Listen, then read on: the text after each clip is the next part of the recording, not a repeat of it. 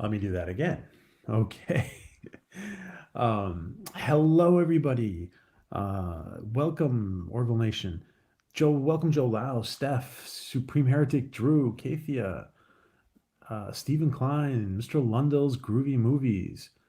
Who else is in here? Axonar, Speaker of the Dead. Hey, Axonar Comics. Trey, hey, what's up? What's up, everybody? And there's a few other people in here. Um, No Budget Productions. Hey, Vance, I'm going to send you that shortly. Okay.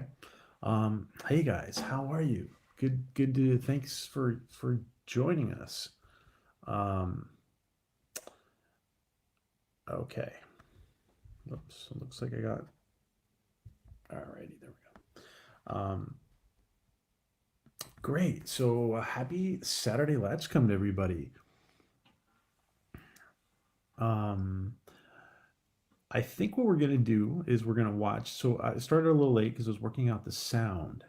Um, and I thought I had it down, but I just wanted to make sure, and it's good because I didn't have it down. So now we got it covered, and we're gonna have Vance join us in a few minutes. Vance is somebody who has been. Hey George, Peter Gatsis. Vance Major Owens is someone that has been, as many of you know, has been featuring his Star Trek fan films, his low budget fan films on Trey's Axonar Comics channel, and he is developing quite a cult following. And so the other day, I've been watching those on Trey's channel because um, anybody who hasn't subscribed to Trey, to Axonar Comics, please do so. Yeah, so we've been watching. There's been a little cult following of Vance's stuff on Axonar Comics, and I happened to ask Vance if he had done an Orville fan film, or would he ever do it for? I think I asked him if he would do one, and he said he had already done one. So I think it's a I don't know if he did it as an experiment but we're gonna see it. It's about 9 minutes long, and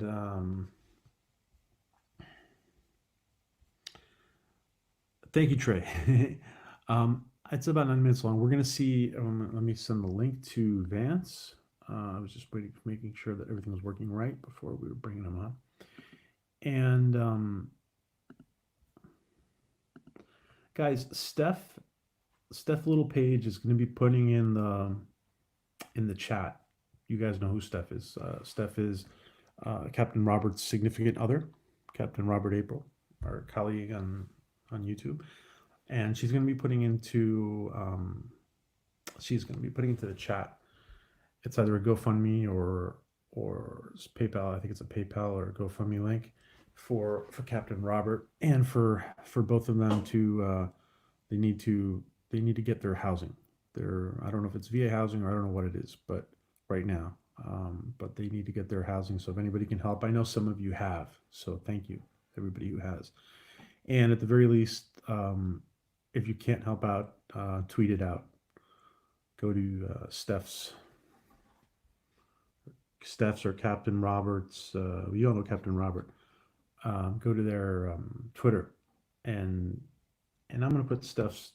Hold on, I'm gonna put Steph's Twitter page in here, so you can retweet anything that Steph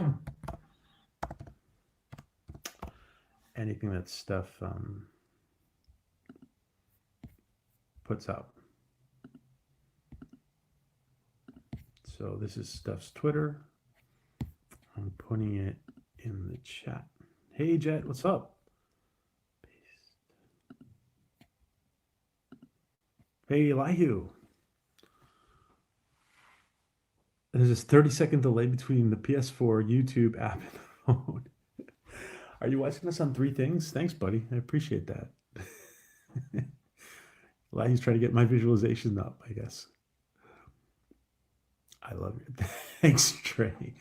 I had to take a shower to wake up. So let me get that link to our friend Vance. And So we're gonna start LATCHKUM after we watch this with Vance, because I don't think Vance is gonna be able to hang out with us the whole time. So, and we started a little late, so we're gonna jump into the film, which is gonna be a treat. And I'm liking it. I'm very much enjoying Vance's stuff. So there you go, Vance. It's in your. I sent you the link where we were messaging us, or where we were messaging before. Um,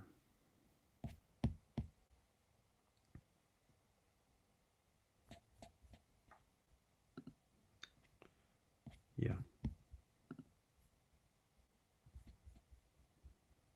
So you should have that.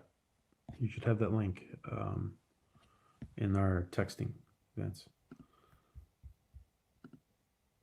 All right. So, hey, Big Daddy O, John Bamford. Yeah. Well, Captain Robert has been. Captain Robert and his significant other have been, and Steph have been in a. They've been in kind of a tough housing situation, or lack thereof, and no way. I sent you a link to Steph's Twitter. I'm sorry. See, I told you I need to wake up.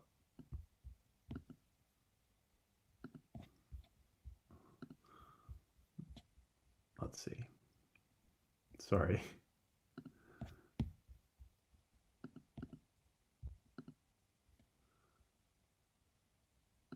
All right, there we go. My bad. So yes, thank you, Adega. Guys, make sure to watch. Make sure to watch all the no budget productions on Vance's YouTube. Yep. And thanks for putting that up, Adega. Thank you. You're awesome. Coffee IV drip. Yeah, I know. I don't have too much coffee. I don't really need caffeine. It doesn't. Um, I have little caffeine and I get really wired. So, okay, let me just bring on Vance. So, hello, my friend. How are you?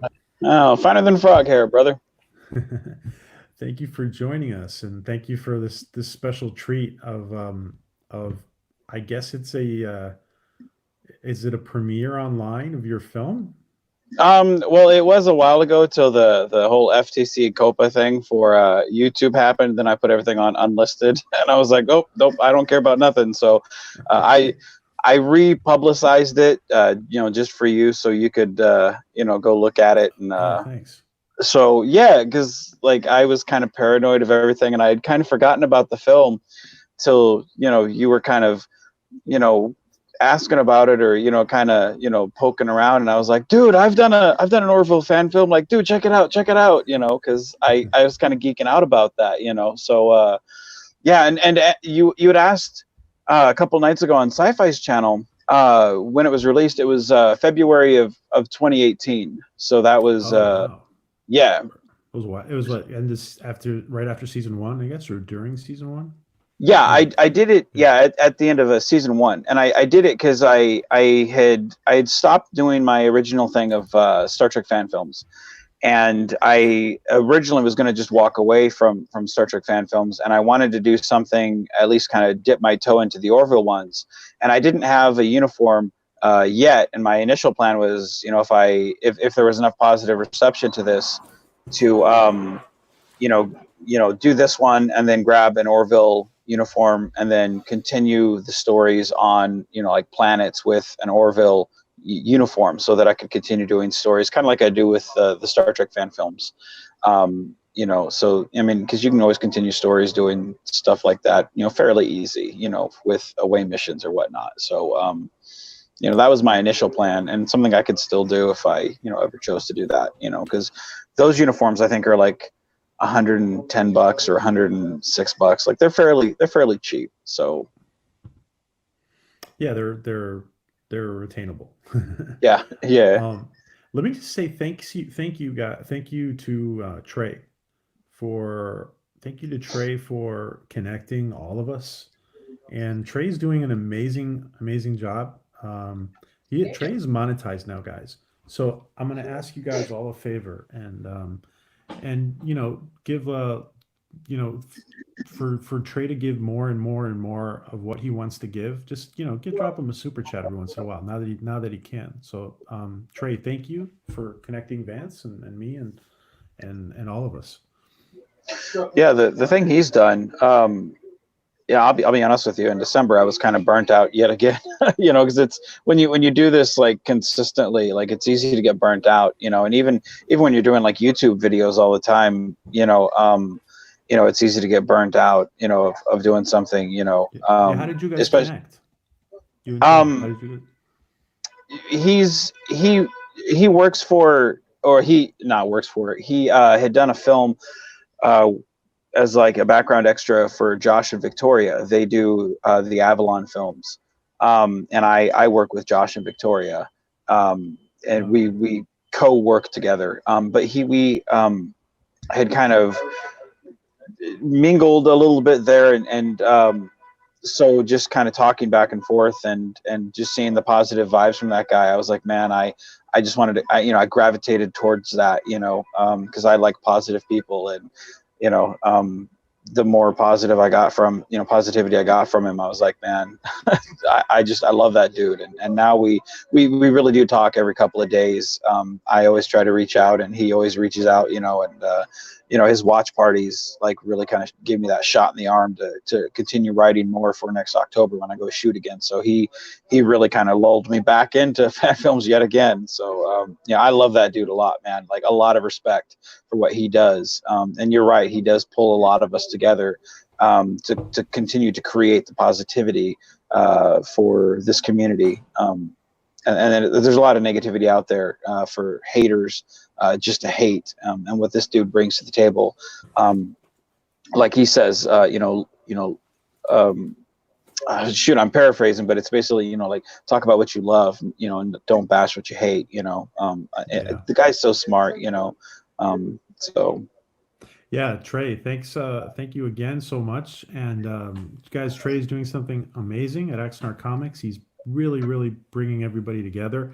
He's helping the Axonar brand a lot, and his own brand of Axonar Comics. And let's everybody, if you haven't subbed to Trey, please do at Axonar Comics. He's in the chat. Let me just say hi to Stephen Klein and Kathia who joined us. And so Vance, do you want to give us a few words about the film? Because I know you can't stay with us too long, so I just sure. I wanted to see if do you have a few words about the film before we view it? Sure. I originally I knew going into it, my films are always kind of simplistic. I kind of compare them to like early Kevin Smith stuff where it's kind of two guys walking in a frame, holding a conversation, and then like at the end of the scene, like a guy walks out of frame.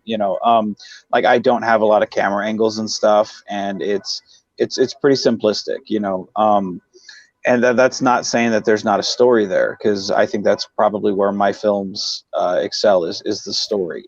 There's not a lot of rap. Can I stop you one sec? And sure. I was watching a segment that they were playing on that Trey was playing the other night. Sure. And I was watching. It's an image of you, and I turned away because I'm kind of doing stuff while I'm watching, and I turned away for a while. I didn't hear anything. And I went back, and your image is still, your face is still on the screen, but it's not frozen or anything. It's just, and I started to look, and it's just like there was just so much in that in that stillness of your face. Yep. You're actually a great actor, dude.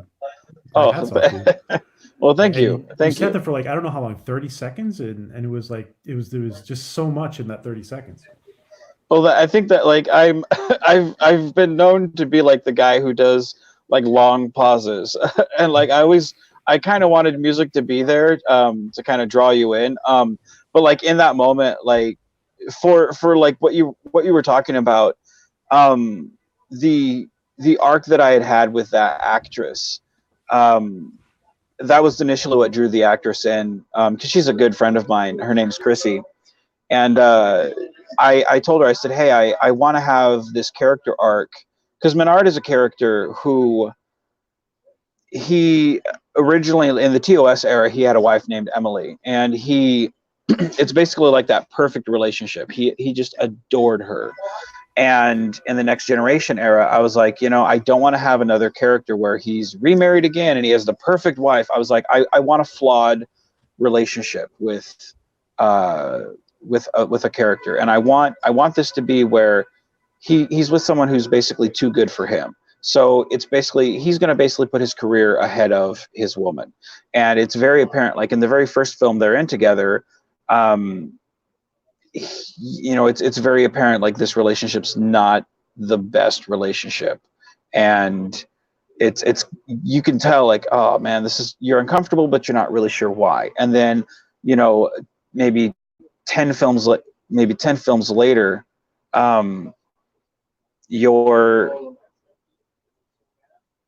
wait, did I lose connection? Hold on just a second. I think I lost connection. No, I'm here. Sorry. Oh, okay. I'm just prepping for the Oh, okay. Ahead. I'm sorry. Oh, that's fine, man. My thing kind of blinked out. I was like, wait, what's that? But in the next film, he again kind of puts her off, and she kind of turns it into a joke, but it's again kind of uncomfortable, that he puts his career ahead of her. And then in the next film that they're together, he kind of runs off to find, an old flame, someone who, it's like, dang, dude, what are you doing? Again, it's, dude, you're putting all this stuff ahead of your girl. Like, what is this? And so this scene was kind of the last straw for her, where she kind of picks up the picture of them together, and she's like, dude, you don't really love me. You like me, but you don't love me. And she's like, tell me I'm wrong. And he kind of opens his mouth where he's like,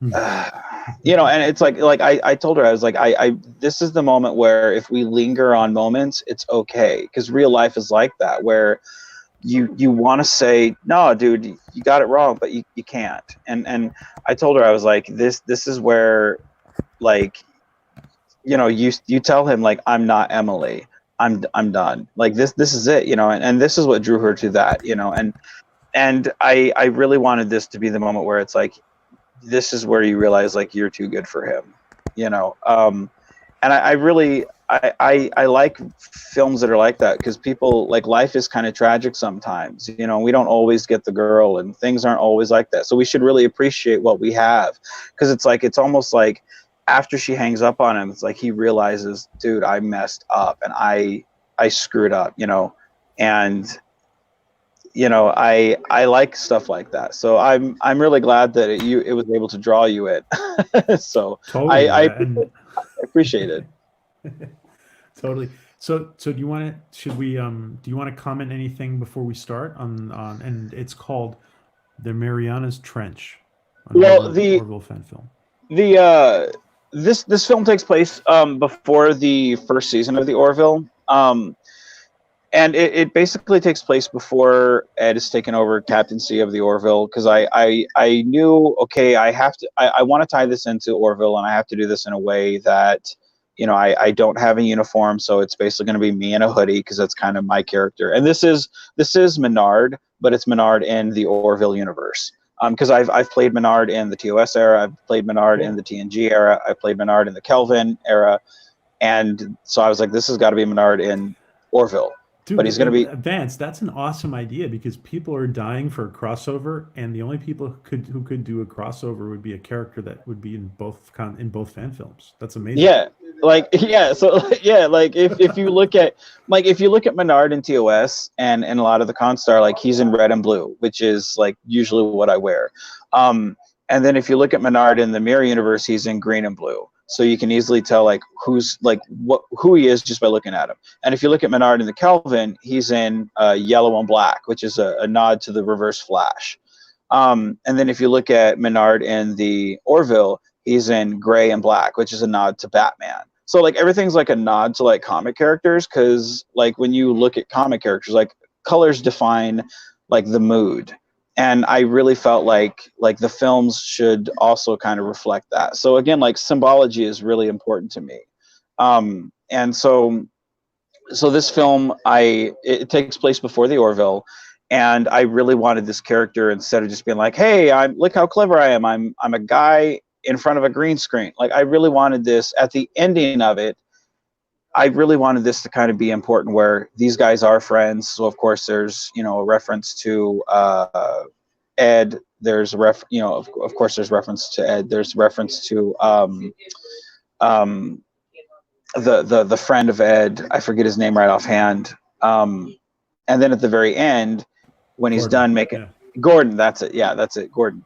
And then there's you know, at the end of it, he makes a call to a special someone, which links up to possibly why, you know, some of the things in the first season kind of happen. So I really wanted it to kind of tie into the beginnings of the first season. So again, thinking I might be making some more films, I was like, I really wanted this to kind of tie into maybe possibly some future stuff, because I'm always thinking big picture, and you see that a lot in my Star Trek fan films. So, you know, that was my thought process behind why I made the story I did. And the story wise, anytime we start like a new job and we get kind of the pressures of it, I really wanted the Marianas Trench to kind of symbolize like the stresses of that, the paranoia and the anger and the frustration of like our bosses, or like us going to work every day and be like, man, I hate that meeting, or oh man, my boss is stupid. So like this really kind of was the way to kind of get out the frustrations of that. So yeah, there's a lot of inner frustration that I got out by making this film. So yeah. So now, so sorry, I thought I was muted. Sure. So Vance, did I understand correctly that you thought that somebody had showed this to Seth? Yeah.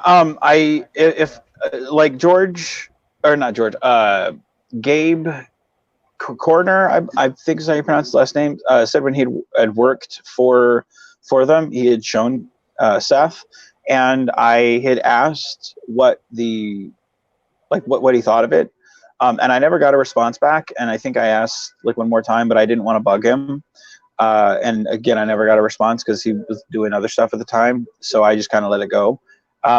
But he said that he did show Seth, or some people behind the scenes. So I think he meant Seth. So I got really excited about that, and I'm really sure he appreciated it.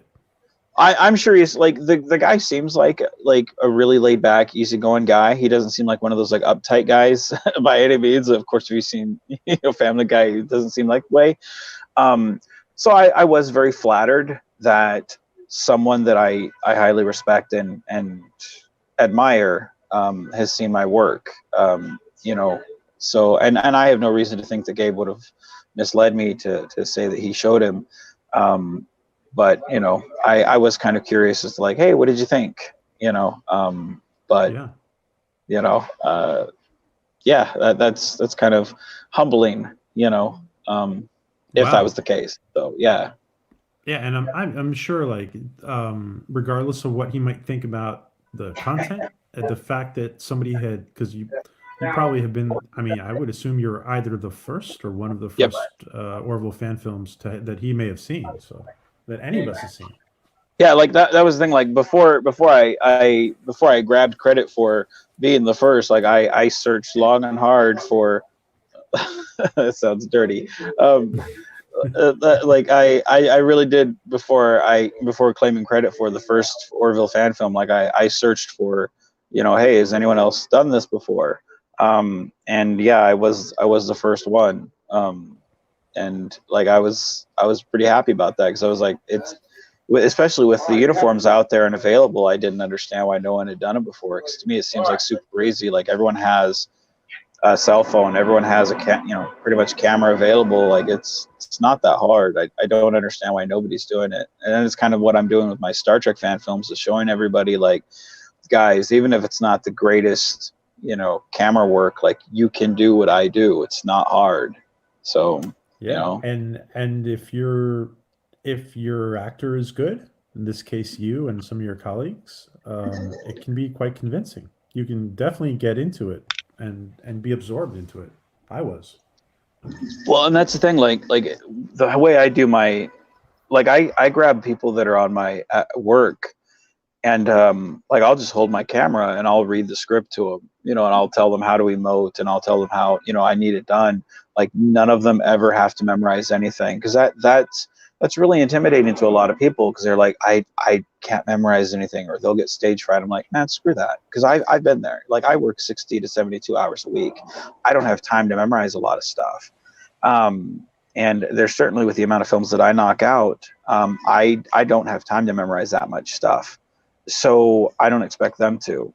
And so like I found a way to kind of cheat the system.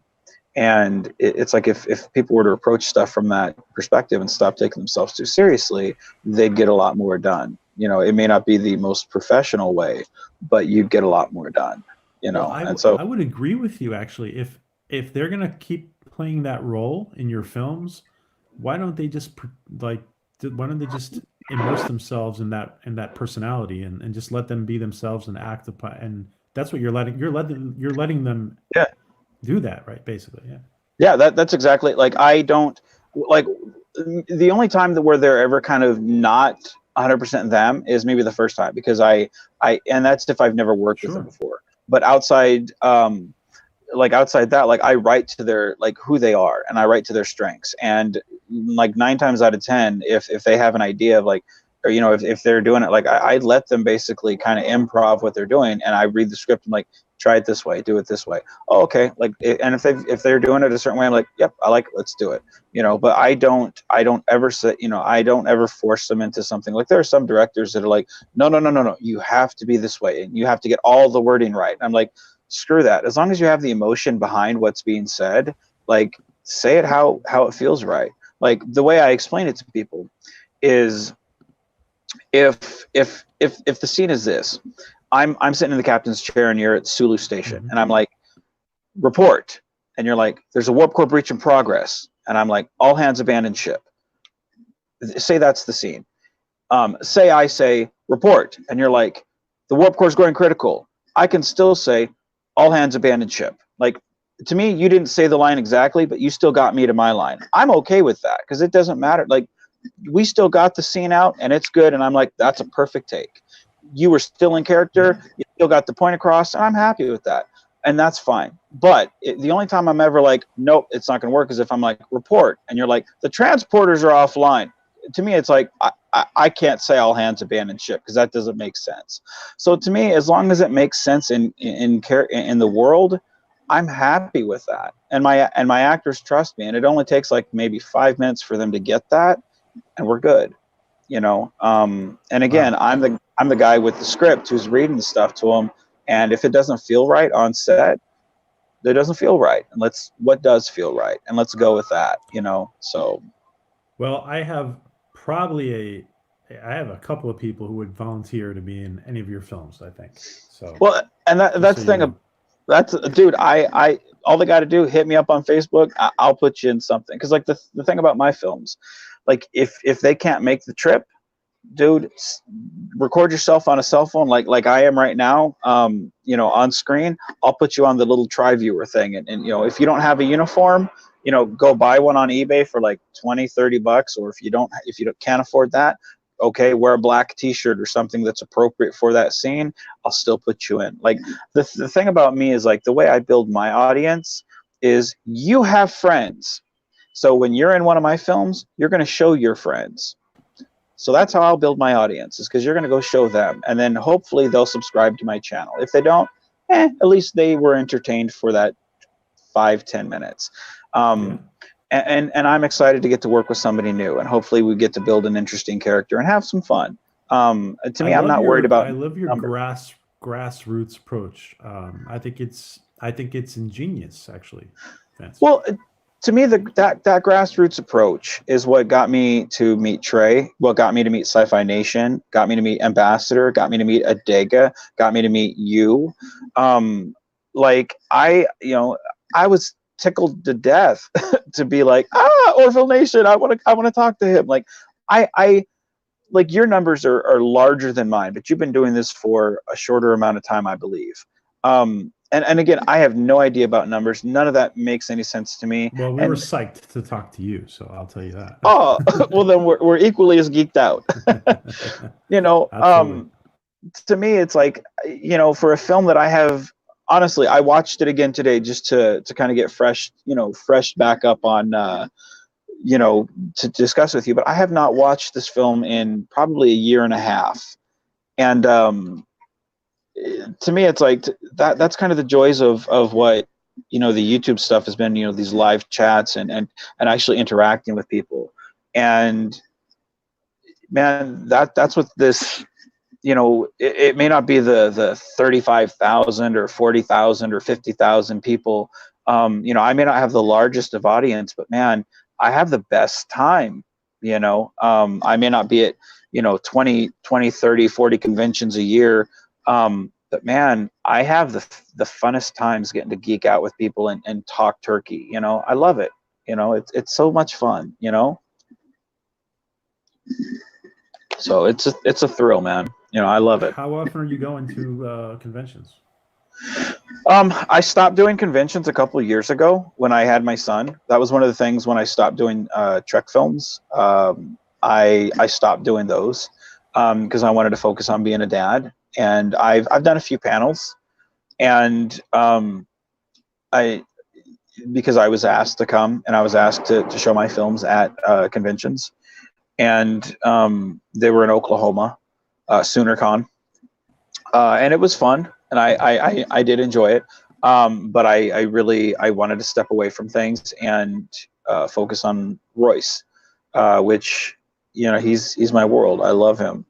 And one of the things when I agreed to come back to fan films, it was with the understanding that people would help me out and kind of take the reins on some capacity, and they really have, which allowed me to do a lot more fan films than I ever thought possible.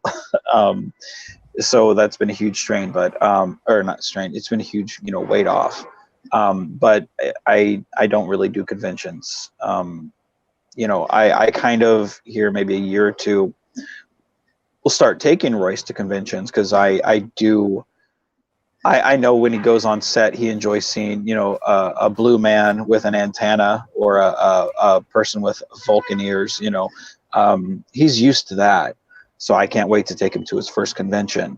But to be behind the scenes, that doesn't appeal to me anymore. I really don't like everybody, the spotlight being on me. That's not fun. It's just not fun. So Sure.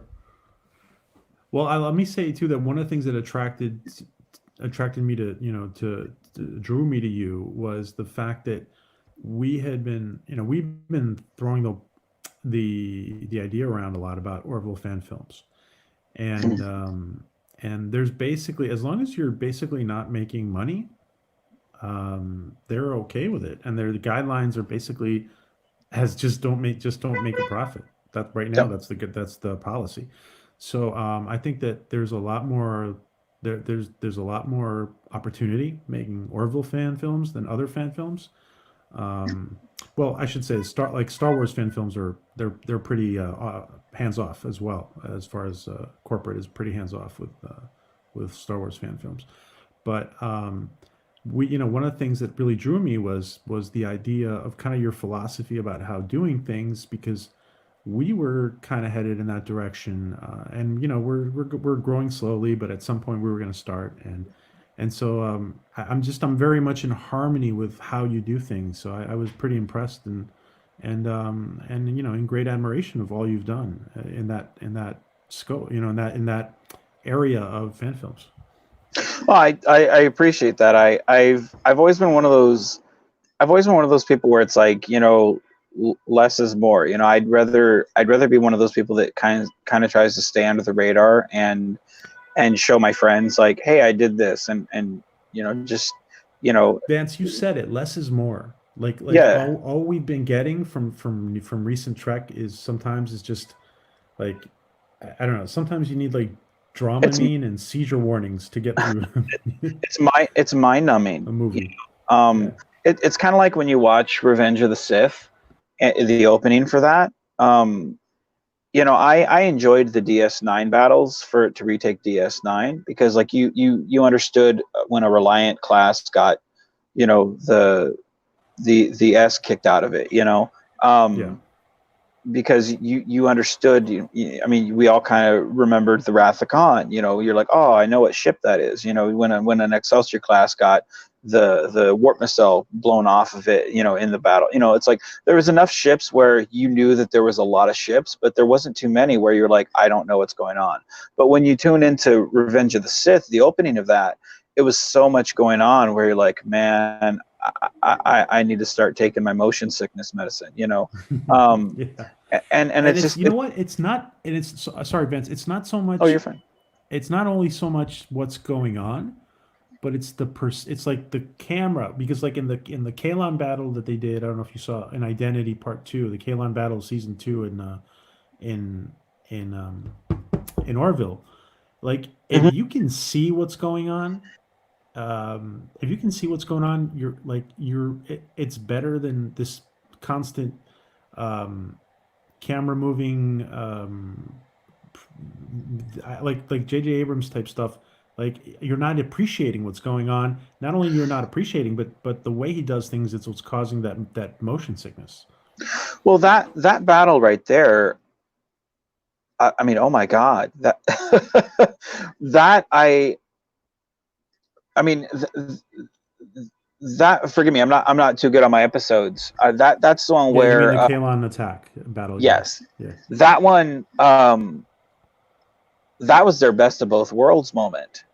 yep, And for that week, like because in Star Trek: The Next Generation, when the Borg took Locutus, like I had missed. I stopped watching at the end of season 2 because I went to my grandma's ranch and lived for a couple of years, and I didn't pick back up till almost mid season 5. So I had missed quite a bit of the Next Generation. So I wasn't there for the best of both worlds. So I didn't know. I only had the understanding of what was going on through the cards that I was trading with my friends. I was like, oh, the Borg took Picard. What's this? So I didn't understand like any of that stuff. So this was the first time really that I kind of had that OS moment, you know. Um, so I had to wait that whole week. Thank goodness it wasn't between seasons because I would be pulling what little hair that I have left out, waiting for how are they going to resolve this because there's no redemption for Isaac, you know. And it was so just like wow, because like the internet was just all abuzz with like what are they going to do, what are they going to do, and when the guns were just like like pulling out of their heads, and people actually died. I mean, the first season was pretty much comedic. The second season was pretty dark, in some of those turns, especially that moment. Like that was where the shift really changed, and that battle, man, we really got a treat in that, and you were able to tell the scope of everything. I mean, dang, and wasn't it like in the development of the season, we were kind of lulled into this comfortable position where with this romance between the Doctor and the robot, yeah, and all of a sudden, boom, they just like broadsided us. The whole development of the season was done very well. yeah. The whole thing, like it man, it really was like when he just drops that paper. And you want to think, okay, this can't be Isaac. They've got to be controlling him, and it's not. It really is him, and that's what I love about it is they never once retconned anything about it. They never once hit the reset button, and I hate it when shows do that. Everything they did lasted and had an effect, and even in You the following episode where they were like, look, we need to keep him because he's the only one that can do anything when they come back, and like come on, like I like that because they're absolutely right. Like if we treat him like dirt, we got no defense when these guys come back. Like it's such smart writing, and again, like that's part of Seth's strengths. I think is he does think big picture, outside the box, and that's what's missing a lot on TV these days. People don't think like that. They just think instant gratification. You know. Oh yeah, instant gratification. Yeah. By the way, I love what you said because when he drops the paper, like you're talking about the boy's drawing, right? Yeah, yeah, yeah, Yeah. yeah. That's never really explained, and it makes you think. But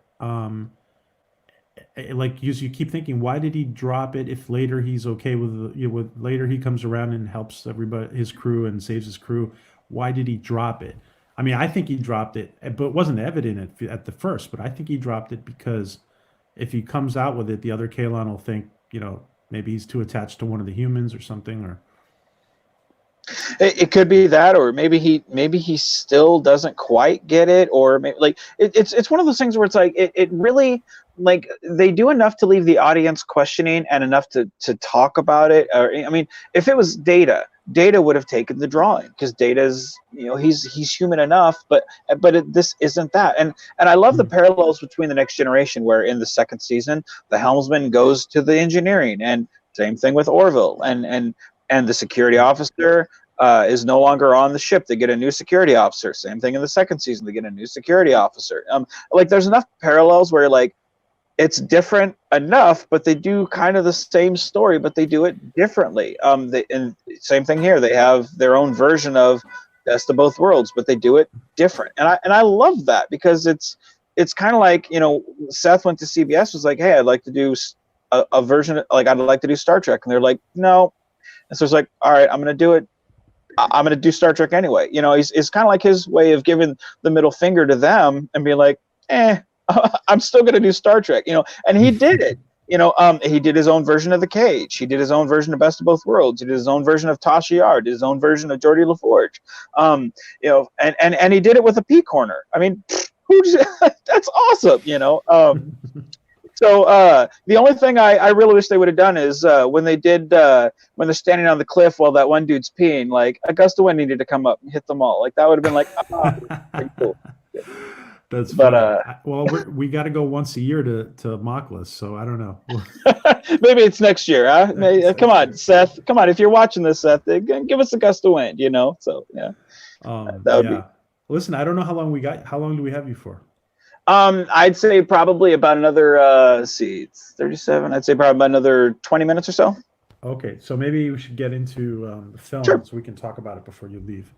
sure. All right. So can you go ahead and mute yourself, Vance? Because I want to make sure this. I think you need to Uh, mute yourself. I can't. I tried to do that one time with Alec, and I ended up screwing it. I'll tell you what. Just go ahead and boot me off, and I can always jump back on the Oh, link. I'm sorry. I'm going to remove you. Yeah. Okay. All right. Let's see if everything works properly.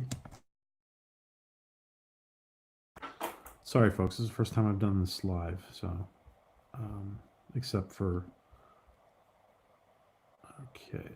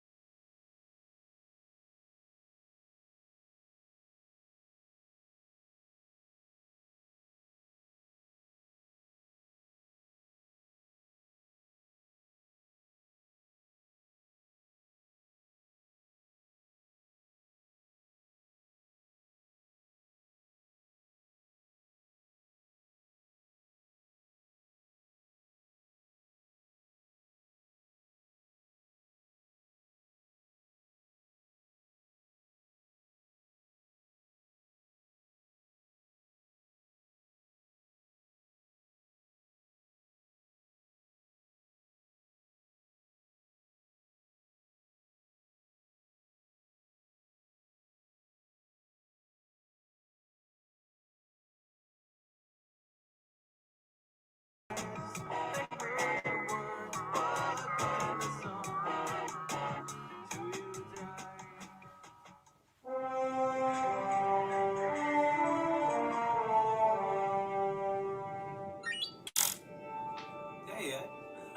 what's up, man? First off, I got to apologize. I know communication is not my strong suit. We're in a region of space that they call the Mariana Trench, which, as you probably can guess from the name, it's pretty far out from Union space. But I want to let you know that I'm gonna try to be a little bit stronger on the communication, man. I heard what happened with Kelly. That's crazy, man. It's like you guys are the type of couple that you look at 20 years later and you guys are together. You guys set the standard. I just can't believe what happened. I want to let you know, dude, if you need something, let me know. When May went to that revival and then came back, started telling everyone I was possessed, it broke my heart. You were there for me. I'm there for you, man. So, honestly, if you need to reach out, I'm here. So, take care. Good for you, man. So.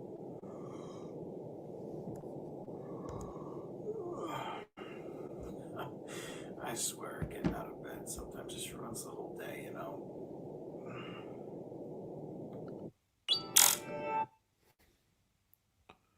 Honestly, if you need to reach out, I'm here.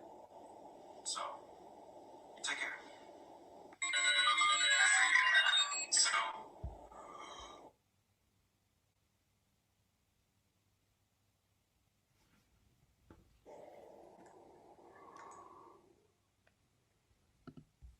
Hey, what's up, man? First off, I got to apologize. I know communication is not my strong suit. We're in a region of space that they call the Mariana Trench, which, as you probably can guess from the name, it's pretty far out from Union space. But I want to let you know that I'm gonna try to be a little bit stronger on the communication, man. I heard what happened with Kelly. That's crazy, man. It's like you guys are the type of couple that you look at 20 years later and you guys are together. You guys set the standard. I just can't believe what happened. I want to let you know, dude, if you need something, let me know. When May went to that revival and then came back, started telling everyone I was possessed, it broke my heart. You were there for me. I'm there for you, man. So, honestly, if you need to reach out, I'm here. So, take care.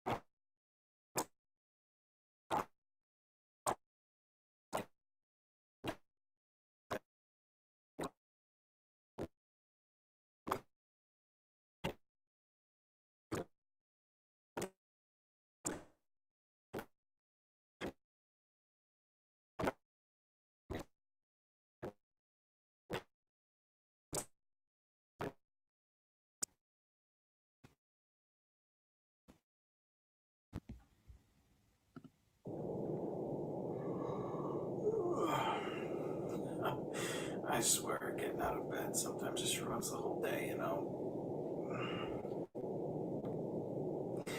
So this place called the Mariana Trench. I don't know why. I've been going to more staff meetings than normal lately. Honestly, I'm not even sure what half of them are about. It's so discouraging. Like the boss walks around with his ego all inflated. You can't tell him anything. You know, he walks around all, puffy like, because he goes to the gym. Guy's a loser. I don't know. I've tried to move from engineering to command. Something to just get me out of this spot. I feel like you've hit a glass ceiling, Ed. It's hard when you're discouraged at work, you know. I don't know. Anyway, I'll keep you posted, but hit me up when you can. Hey man, I heard back from Gordon. He said you're doing great. I haven't heard back from you, so I'm not taking it personal, but it'd be kind of nice to hear from you. But I also understand you got stuff you're going through, so again, hit me up when you get time. Things out here, not going too well. These meetings, everyone's on edge. I kind of feel it myself. I don't know. I know last time I had sent the message, you know, I had said about how I wasn't happy. I don't know if that's really me or if it's this place. I don't know. It's just, ever since we got here, everyone's just on edge. It's like high school. Everyone's gossiping, angry. So I don't know. I'll tell you this, I'm starting to pay a little bit more attention during those meetings. I'm not sure if that's a good thing or not.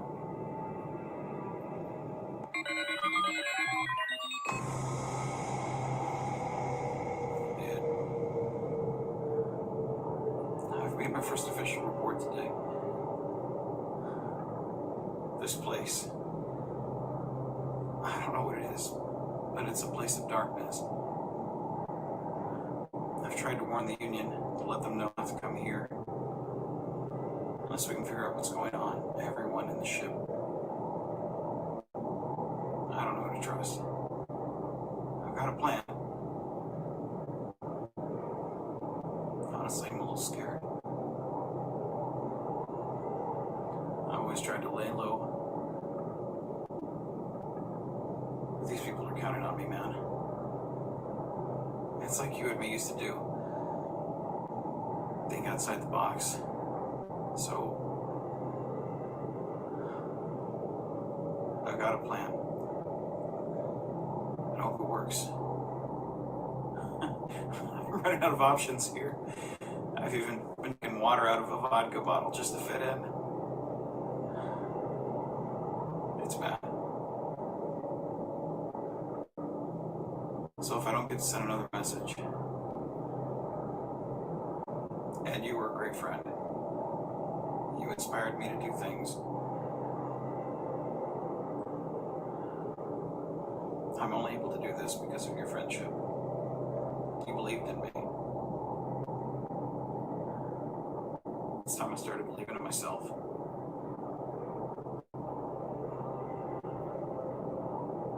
I hope this message finds you well, man.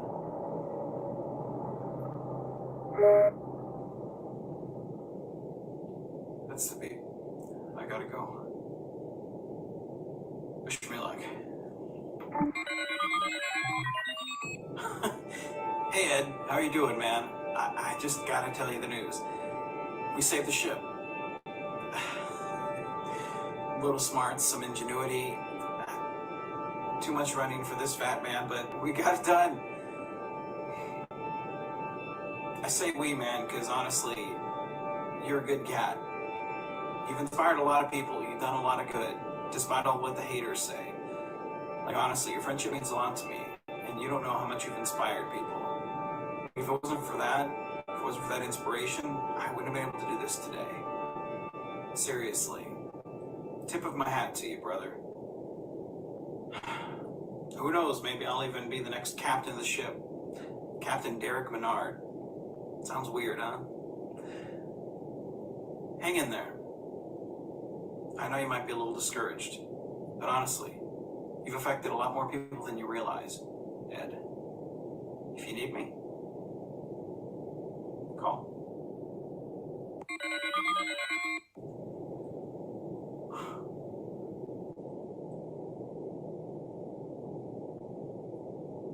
Computer, locate Commander Kelly Grayson and prepare a message. Begin.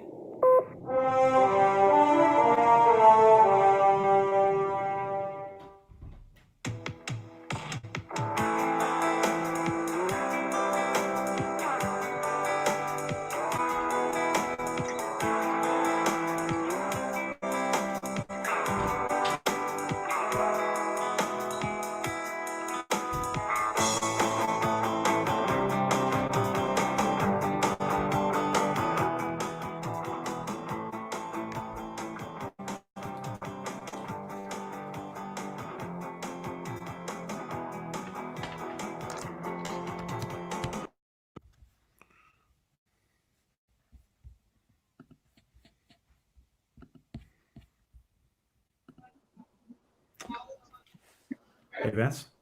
Yeah, what's up, man? Hey, so I'm sorry, I had some trouble with the sound at the end. It got fixed. It's okay. Wow. Um, it's so it's so simple, Vance. What you're doing is so simple, yet we're drawn in by it. Why are we so drawn in? That was amazing. Well, I think like the fact that it kind of has a kind of a Blair Witch type, when she's got the camera kind of like in her face, and the snot dripping from her nose, and you're kind of just like you're with the character, and you're kind of like the fact that you're not seeing every single thing. To me, it kind of goes back to like the film Alien, where you see the alien in the darkness, but you kind of see bits and pieces here and there, but you don't see the whole thing. And that's kind of like this film. Like you don't see you don't see everything going on. You're kind of filling in the gaps yourself. Your mind is filling out the story, and all you're seeing is this one piece. So you're with this character from just this moment, and if done properly, it can be a very successful, it can be a very successful tool for a story. Of course, you can't do it every single time, because then it's just like, oh, this is just a guy, talking to himself. But if done properly, you can make it a very effective storytelling, tool. And I think it works. There For the is an most part. obvious, yeah, it does. There's an obvious suggestion here. I'm going to see if it occurs to anybody, because I thought about it a lot when I was watching it. Does anybody have a suggestion for Vance about his character with regards to Scott Grimes, to Gordon? Anybody in the chat? Is this what I was gonna say, Vance, is that because of the resemblance and that fiery red hair, you could be related to him. Have you thought about that? Cousins or something, Yeah, like cousins, or like maybe not a brother, but a cousin. Yeah. Right on, right on. Dude, if I ever get the chance to meet him, I'd be like, dude, yeah. I'd be up Actually, for that'd be a great way that'd be a great way to promote your Orville fan films, by being like Gordon's cousin. it. Dude, I'd be up for it if he would, But yeah, what's that? No, I was just saying, well, like you could, like, I mean, if it's a fan film, you don't need his permission. Right. Yeah, no, it's one of those things where like I have been toying if I ever get the chance, because I'm doing a GoFundMe right now for some Star Trek uniforms, and I've got most of them bought, and if I have enough left over, I kind of want to get an Orville uniform, to kind of see this dude, Sure.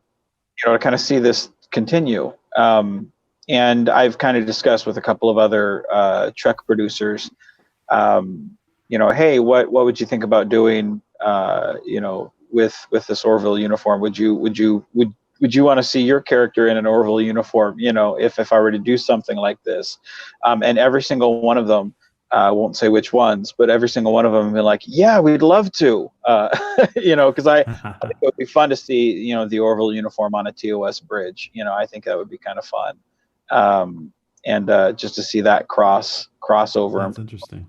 Yeah, like Wow. I mean, it's like it's one of those things where it's like if you have access to it, I mean, because that's all the Constar was. Was I wanted to do a TNG fan film. I never thought I would be able to, so I was like, screw it. I've got access to a TOS bridge. I've got the TNG uniforms. What story can I tell and make it work? And I made it happen. And same thing with this. Like if I ever get an Orville uniform, I've got access to a TOS bridge. How can I make this work? And like you said, the best, the only people that can do these crossovers are people like fan films, people like me, that have this, can do a story creatively and make it happen, and obviously you have the friends that want to do this. Like I'd love to put them in there. We'll talk. Awesome. Listen, I yeah, I mean the whole we've thought a lot about that, about the crossover, how to possible to do the crossover, and like you said, the only possibility you're doing a crossover right now is the fan film, and to set it up as an alternate universe, maybe like one is one universe the Federation came to be, and the other one the Planetary Union came to be. It's not that different, And so. what's that now? No, I'm saying like there could be easily do a parallel universe between the Federation and the Planetary Union. It just kind of had a different name and it was a little different and developed differently. Right, and that's the thing. It's there's so many different type of stories to tell, and there's so many different types. I mean, you have the fans who've got the passion, the stories. It's like there's a million different things. Like, why not? And I, like I said, I'm just waiting to get that uniform. Because it's like I've already got a film that's already on YouTube that I'm waiting to be like, should I release it today? Should I release it tomorrow? Should I release it next week? That's got the Kelvin, or not Kelvin, that's got the Pike era Discovery uniforms. That I'm just like, when should I release this? I kind of want Trey to do a watch party with it first before I release it, or release it around the same time we do one.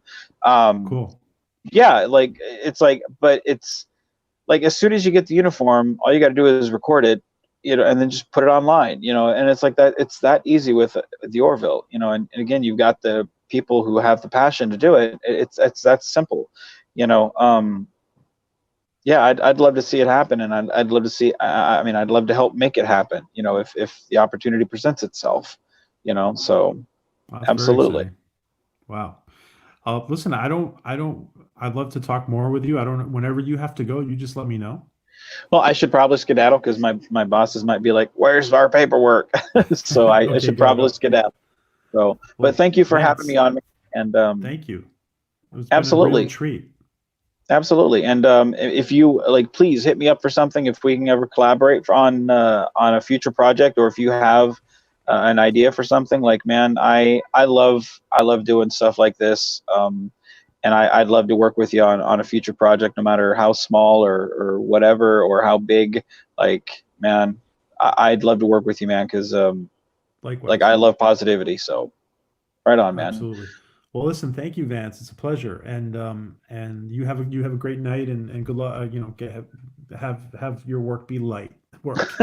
Yeah, always, man, always. You have a good night. Take care, brother. Thanks, Vance. Take care. All right, Thank you. you too. Bye bye. Bye. All right, guys. Well, that was pretty cool. Um, that was pretty cool, guys. Um, so let's just. Alrighty. So, um, okay, guys. What did you? So I have been watching you guys. Thanks, Loki. Thanks for that comment. So glad you could join us. By the way, guys, if you guys haven't subscribed to Loki's Mornings of Mischief, he is the man to watch in the mornings for our community. So definitely subscribe to Loki. Just hit the three dots and subscribe to him. Also, Kathia has a channel with content out there, and the Dega Outlaw. And who else do we got in here who has content on their channel? If I miss somebody, let me know. All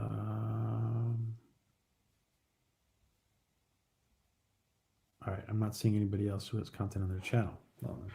So if you do and I haven't, just put it in the chat, guys. Let me know. Douglas, you have content on your channel? So subscribe to Douglas. Is that right, Douglas? You have content? Axonar Comic. Oh, yeah. Thanks. If Axonar Comics is still in here, thanks, Douglas. Yeah. If you're still in here, subscribe to Trey, Axonar Comics. And thank you, Trey, for putting us all together under one big umbrella. Awesome. That's awesome. All right, guys. So we're gonna start with some LATCHKUM, and the way LATCHKUM works, for those of you guys who are new, is someday I'm gonna have a real LATCHKUM here, and I keep saying it's gonna be next week. I think I found the right LATCHKUM. I got to go get it. So what we're going to do is we're going to throw the LATCHKUM to somebody. We're going to pick somebody we're going to pick somebody randomly, and that person gets to ask a question to the whole chat. Okay. So let's see. I'm going to pick somebody. I'm going to pick, you know what? I'm going to pick our resident funny man, our professional comedian and good friend of the channel, an awesome, awesome, awesome friend and contributor to our group, Elihu. Elihu, I'm going to pick you, not at random, for the first question. Yeah, I'm sorry, dude. So, hey, Elihu, do you have a question? We're throwing the LATCHKUM to Elihu. Elihu, you have a question? Do you have a question? Oh, guys, yeah, Classic Glue Reviews. Classic Glue Reviews has a channel with content and an awesome community, which we have featured and we're going to talk more about. So subscribe to Michael and the Classic Glue community, which helps people who are homebound to have to be able to connect with others and have with their hobbies and their likes. Look, could get weird. All right, Tommy. Well, Thomas. So does Elihu have a question for us? Does Elihu have a question for the whole group? And if not, by the way, if you get, don't be afraid, because if you get asked a question and you just want to pass, it's okay. You can pass. Except for Tink. Tink has to answer. She can't pass. Sorry, Tink. Tink can't pass.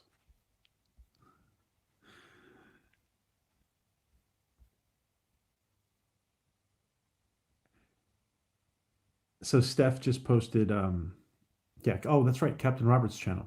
Yeah, Captain Robert. So please subscribe to Captain Robert, our colleague, Captain Robert. Yeah, Steph just posted Captain Robert's channel, Captain Robert April. All right, so Elihu is probably off making pizza in the kitchen, I guess. So he doesn't have a question. So I'm going to ask a question for the group. Okay. What would you guys rate? What would you guys rate?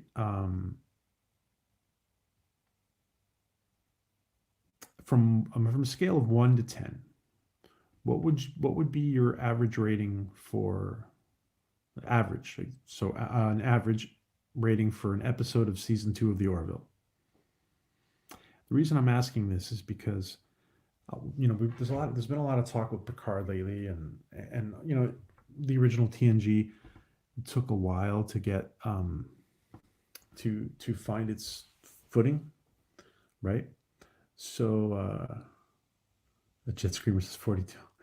So I'm going to ask you guys from a scale of 1 to 10 for season 2 of the Orville, what's your average rating for a show? Loki says 9. Dega says 9. 8 to 9 says Jet. Oh, he's a hard ass. The reason I'm asking, guys, is because the Orville actually did something that other Trek hasn't done before, and is find their season, or really find their footing, after season and a half. Like right middle season 2, they really found their footing.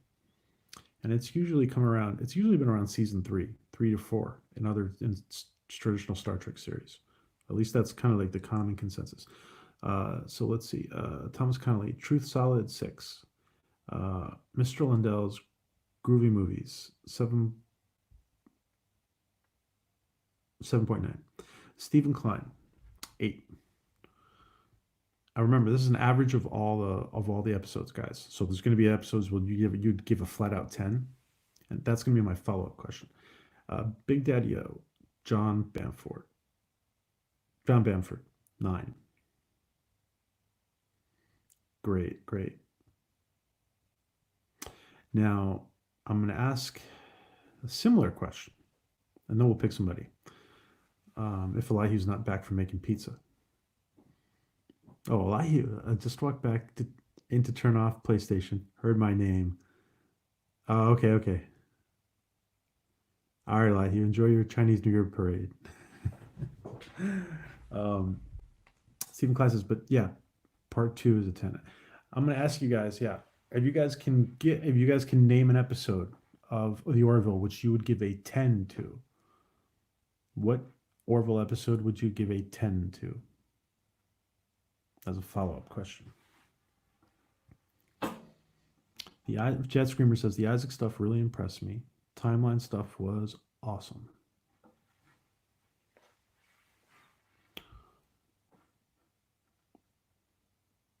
Yes, happy Chinese New Year, Elihu. Have fun.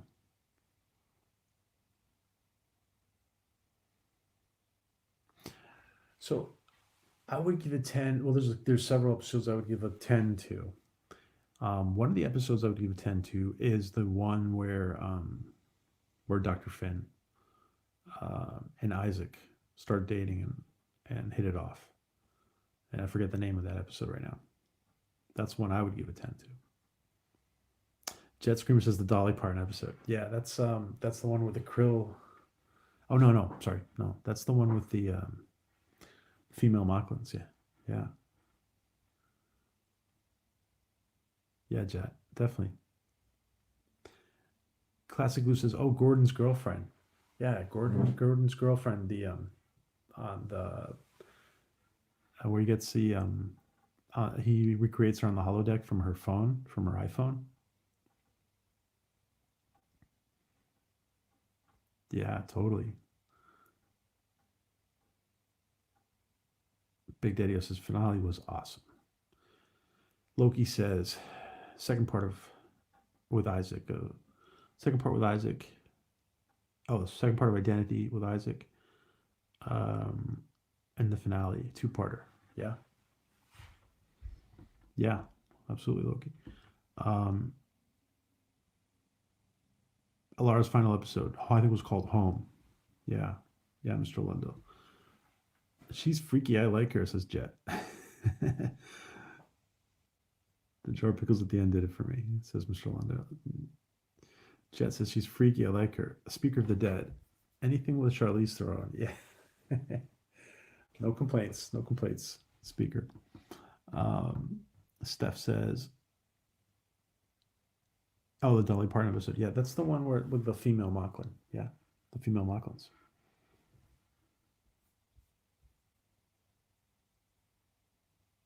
And Steven says the one with the smoking addiction. Yeah. Jet says, I was worried during the first season. I didn't think they had enough depth. I'm very happy to be wrong. Oh, yeah. Actually, they have a lot of depth. I think we're gonna be blown away in season 3 because I think that, like, you know how we felt that we felt it was really turned up in season 2. You know, from what indications of what some people had said. And for example, Gary from Nerd who's been on tour of the set. I really think we're going to see season 3 turned up further. Steven says, any episode with Ensign Turco or Dan. That's funny. There's a lot of Ensign Turco fans and a lot of Dan fans. That's true. I gave the season a 9 because they haven't invented Sean Yang to guess yet, says Loki. Adega says tomorrow. Yeah. Tomorrow.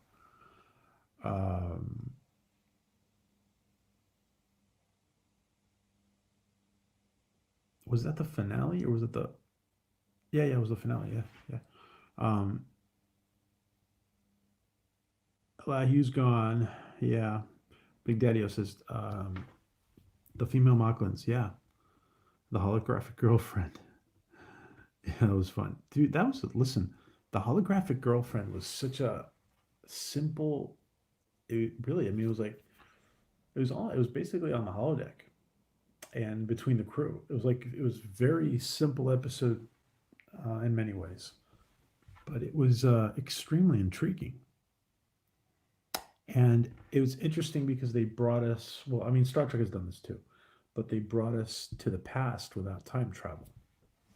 They connected to, they connected to our time without time travel.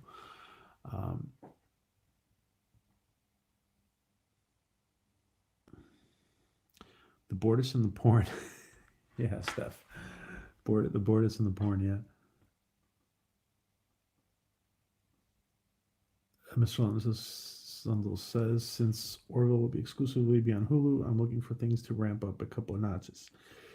Yeah, a little bit. I would say a little bit, Mr. Lundell.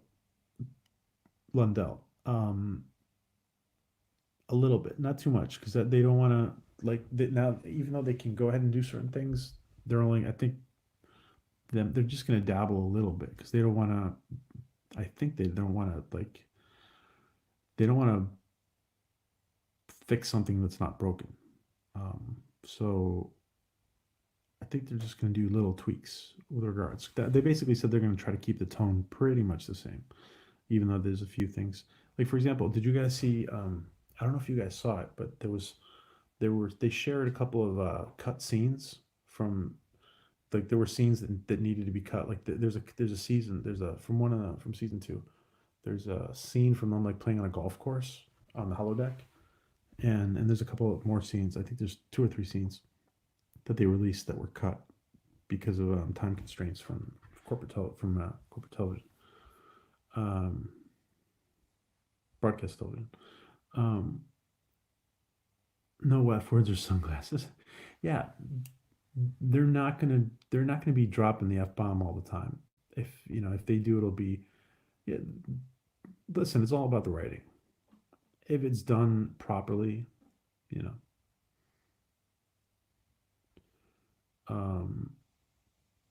Big Daddy says I didn't like the smoking one. I'm not a fan of smoking, but in shows. But I like what they did with it.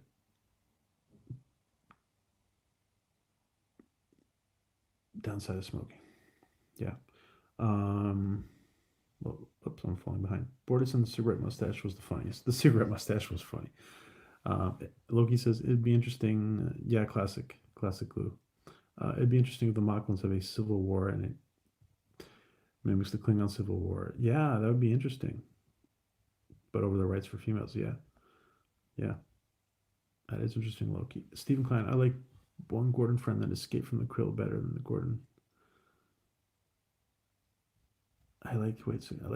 Where's a Gordon friend that escaped from the, oh, yeah. The friend who escaped from the Krill. Gordon's fake girlfriend. Chill out. Hey, Meta Studios. Who is behind that? Is that, can I ask who's behind the Meta Studio tonight? Is that Paul? Is that Stogie? Welcome, Meta Studios. Everybody, actually, if you are not subscribed to Meta Studios, please do, because that is a new channel that Paul Jenkins from Marvel Comics has started. Paul Jenkins is somebody we're going to talk about a little bit later. Paul Jenkins is somebody we're going to interview on Tuesday. And Paul is well known to be one of the gentlemen who saved Marvel from bankruptcy. And he's responsible for everything from Wolverine to Spider-Man to Hulk to so many things. And that's going to be an amazing interview on Tuesday. And so please subscribe. Everybody. He just started his channel. Please subscribe. It's going to be a big channel, but he just started it. So he needs everybody's subscription. So please subscribe to Meta Studios. It could be a little more humorous as Jet, like season 1. I like the Orville time travel one. And tomorrow, a lot of potential. Yeah. Hopefully there will be no F-bombs, says Mr. Lundell.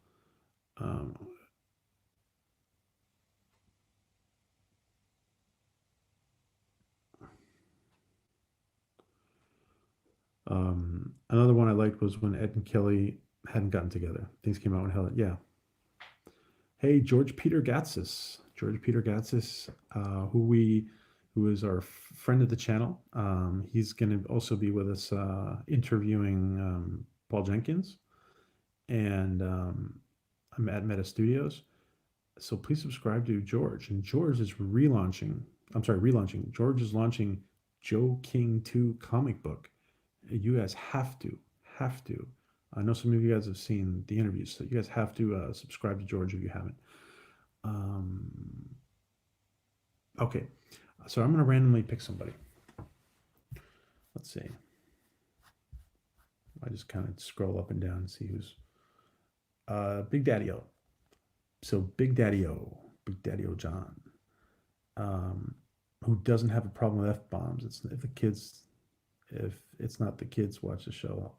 So Big Daddy-O, do you have a question? So usually the way we do questions, guys, is they can usually be Orville or Star Trek questions, usually.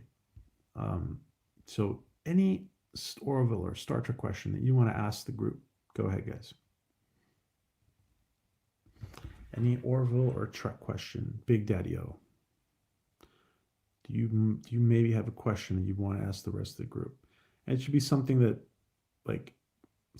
they can answer. It's kind of for a group, for a large group to answer easily. Yes, LATCHKUM. Thank you, Dago. We've thrown the LATCHKUM to Big Daddy-O. Big Daddy-O. Adega's always on top of things. Thanks, Adega. By the way, guys, George Peter Gatsis is working on illustrations with Adega for his book, if I'm not mistaken. So any of you guys who want just an amazing, maybe even just an avatar, you guys who have channels, if you have an amazing avatar for your original avatar for your channel, for example, hit George up. It's George. I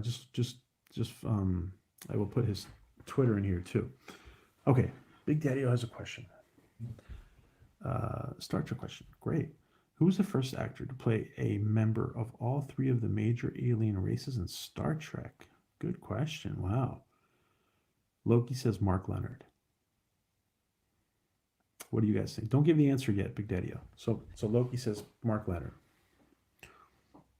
Well, let a few people. Hey, DJ, what's up? So, DJ, we just asked the group a question. Who was the first actor to play a member of all three of the major alien races in Star Trek? That question comes from Big Daddy-O. From Big Daddy-O, John Bamford.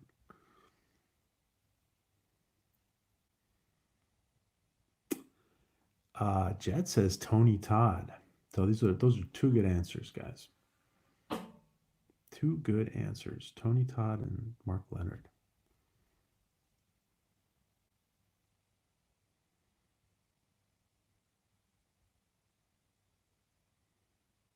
Oh, that's okay. That's okay. No, listen. That was good. Yeah, Mark Leonard and Tony Todd. Did Tony Todd play?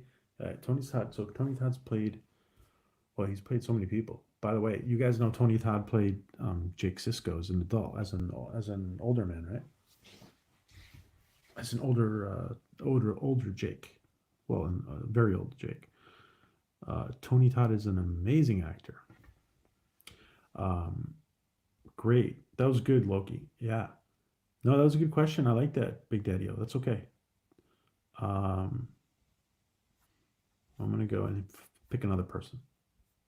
So we're throwing the LATCHKUM to Stephen Klein. Stephen Klein, are you still in here? I think you are. Stephen. We're taking the LATCHKUM and throwing it to Stephen. Stephen, throw you the LATCHKUM. Do you have a question for the rest of the group? Orville or Star Trek question? Stephen. We're playing LATCHKUM tonight. I swear one of these days you're going to see me with a real LATCHKUM in here. Well, first of all, you're going to see me with a fake LATCHKUM, which looks like a LATCHKUM. And then you're going to see me with a real LATCHKUM someday. Somehow we're going to make something that spikes, that drives a spike through somebody's hand. Yeah, Mark Leonard was the first. Yeah, that was a great question. And Loki was on it. Boom. Loki was like, boom. All right.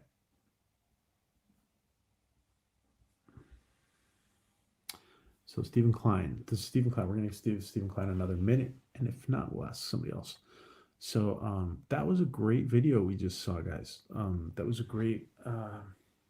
Vance does these very simple, no budget. It's not low budget. It's almost no budget productions. That's what his production company is called, No Budget Productions. But it's interesting because there was a lot of fun. And before we when we sign off, I will replay that. It's a 9-minute short fan film. Steven said, "Oh, great, Steven." Question: what attack was worse, the synthetic attack on Mars from Picard or the Xindi attack from Enterprise? Good question. So which attack was, I think, Steven, we could say, like, which would be more devastating to the Federation, right? Or to Starfleet? Which would be more devastating to Starfleet? That's the question, right, Steven? Yeah. Well, so which one was worse to start? Which one had a bigger impact on Starfleet? The Xindi attack or the synthetic attack? That's a good question. I like that. By the way, guys, I love Star Trek Enterprise. So, and I know you guys are gonna. I know you guys. Somebody out there is gonna down thumb me for saying that. So, Dega says Xindi. Loki says, I used to give away Star Trek Online cards in a trivia game, kind of like this. Love my Trek trivia. Yeah, that's fun. That's fun, Loki. Oh, Jet says Xindi. Yeah, so Stephen, that's it. So which one would be more devastating to the Federation? To the Starfleet, sorry.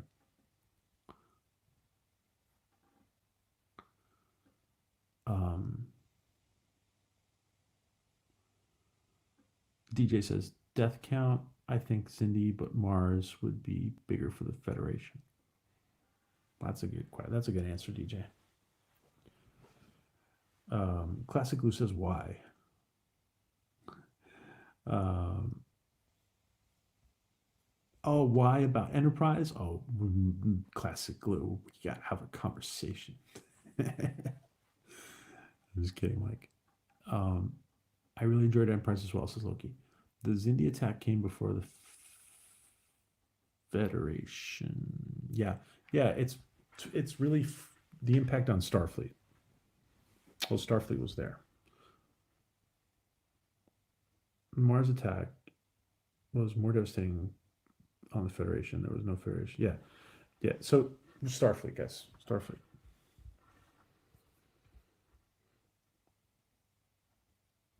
And obviously in Picard, because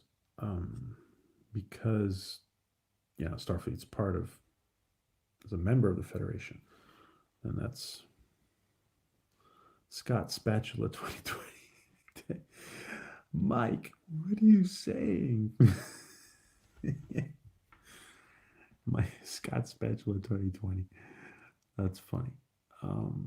Mars attack. So Mr. Lundell says Mars attack was more devastating on the Federation. There was no Federation. Oh, okay, I read that.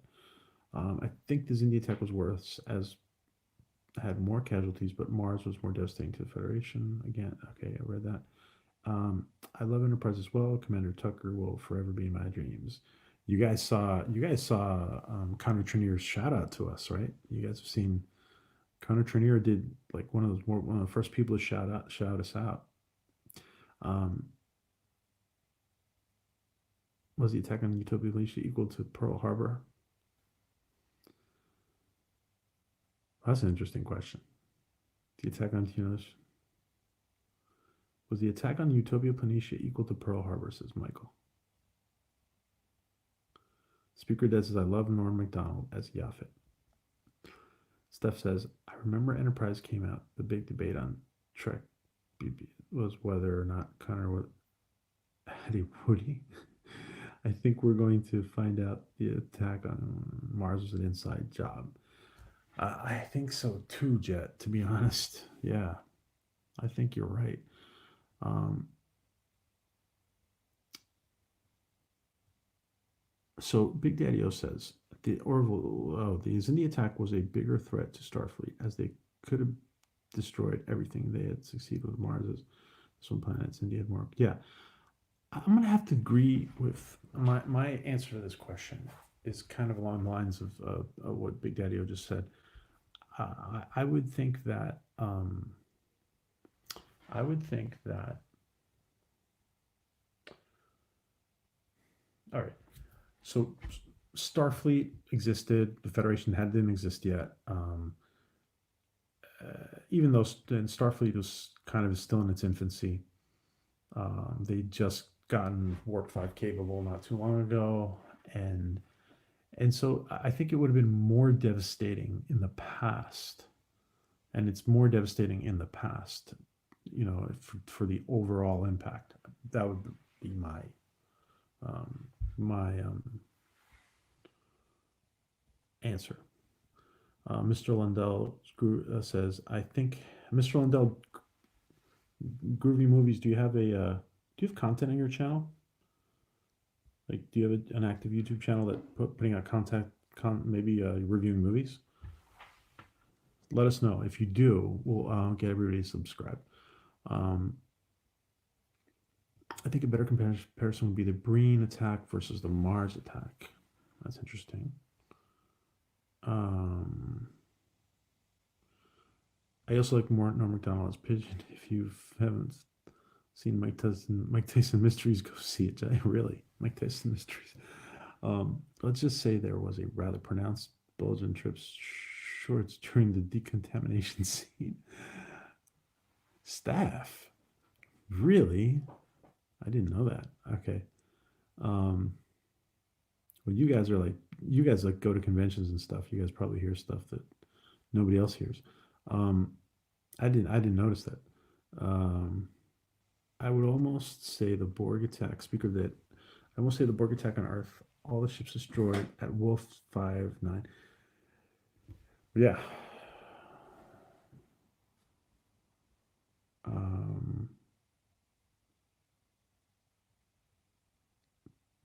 Yeah, Wolf 359 and the Borg attack on Earth. For equal Enterprise was over designed, and the opening theme of Real Song was its only downfall. Other than that, it was okay serious. Mike's being diplomatic with us now.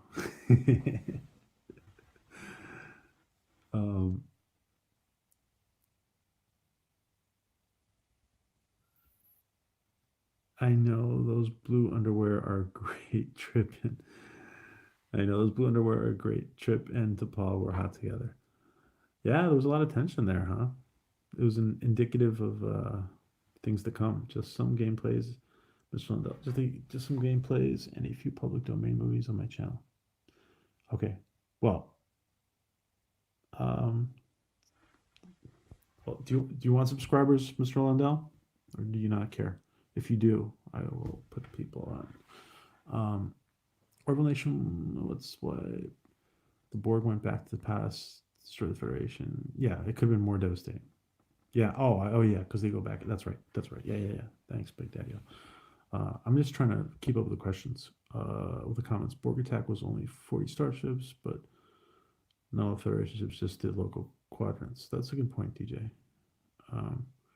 Yeah. So I think what they're saying is, yeah. Jet says over Wolf 359. Yeah, well, Wolf 359 was, I don't remember how many ships were there. Sorry, dude, it's been a stressful week since I got out of rehab. I need a cheap laugh. That's okay, Steph. We all laughed. That's funny. It was funny. I'll never be over Wolf 359. No, that was great. That was yeah.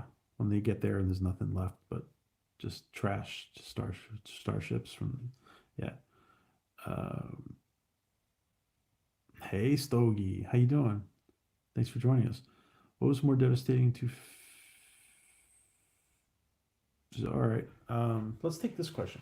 What was more devastating to the Federation, Wolf 359 or the Dominion invasion? Let's take that as the next question, guys. That's an interesting question. I still think the whale probe, even though they didn't go into detail. Hey, Stogie. Stogie, do you have on your personal channel, do you have content? Do you want people subscribing to your personal channel? Stogie is part of the Axanar family.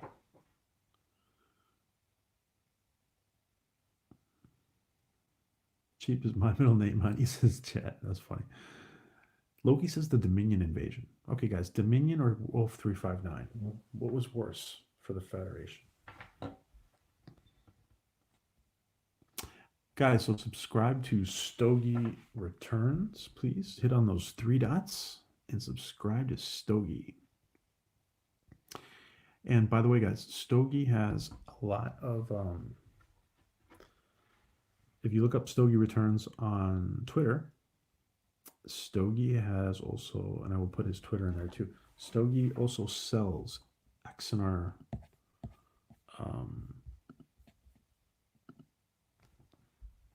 I was going to say propaganda. Stogie says, so I didn't mean to say propaganda. I don't know why that came out. Stogie also sells, Stogie sells Axanar, evil Axanar propaganda. Stogie sells like hats and t-shirts and stuff, so that's pretty cool. So hit up Stogie for Entree. Hit up Stogie Entree for your Axanar t-shirts, hats, whatever they got, patches. Dominion. So Loki said Dominion. Well, what else, you guys? DJ says Dominion invasion was worse than the Borg.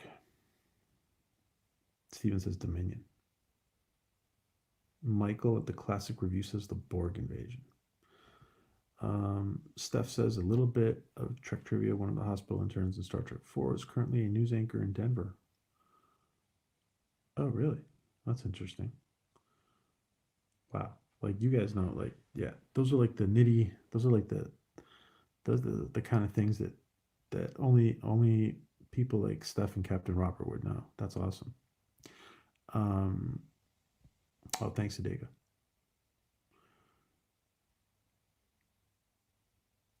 The Dominion was an eye blink. Yeah, yeah, they were. Yeah, an eye blink away from winning. Commissar Stogie, yeah. Federation had to trick the Romulans into helping. If it wasn't for that, that's true. Yeah.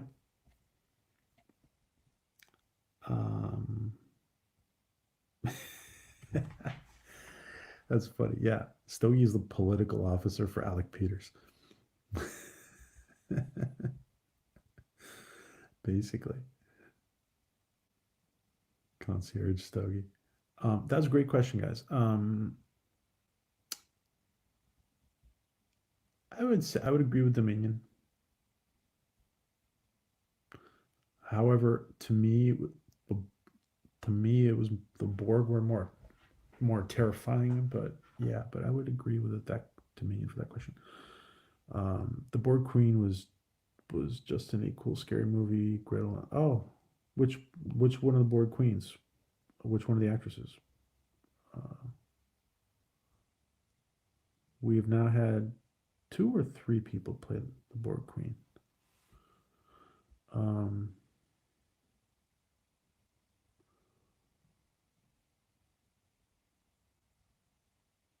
Au revoir de Commissar. Borg. Just for fear. Borg just for fear factor. There was no real defense against them. That they kept sending only one ship. That's true. The Borg were just lazy. The Borg was just like the minimal effort. Yeah. Yeah, but if they would have sent, like, if they would have gone all out and sent like cube after cube, the Federation would have been screwed.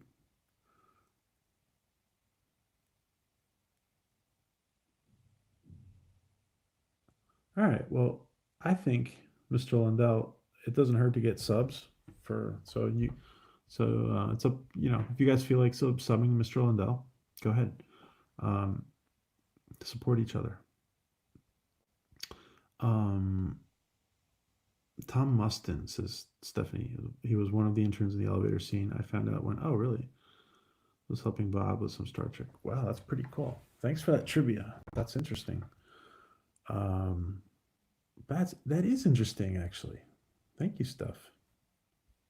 Tom Mustin is his name. Interesting. I'm writing it down.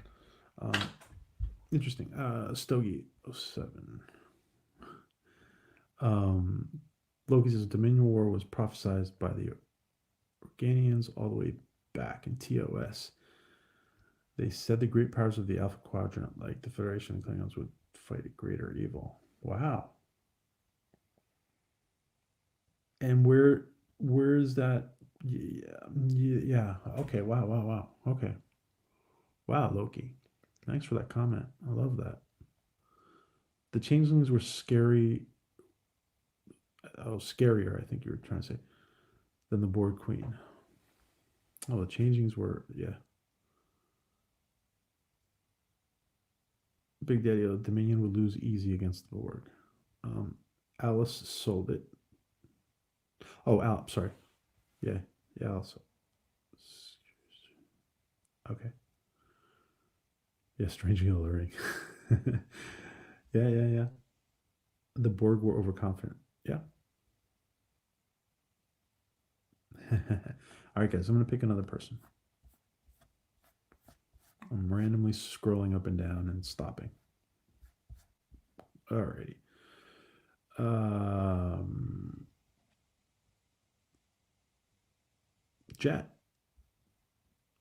Jet, do we have a question for you from you for the audience for all our chat? Do a question from Jet. Do we have a question from Jet? And cheers to anybody who is.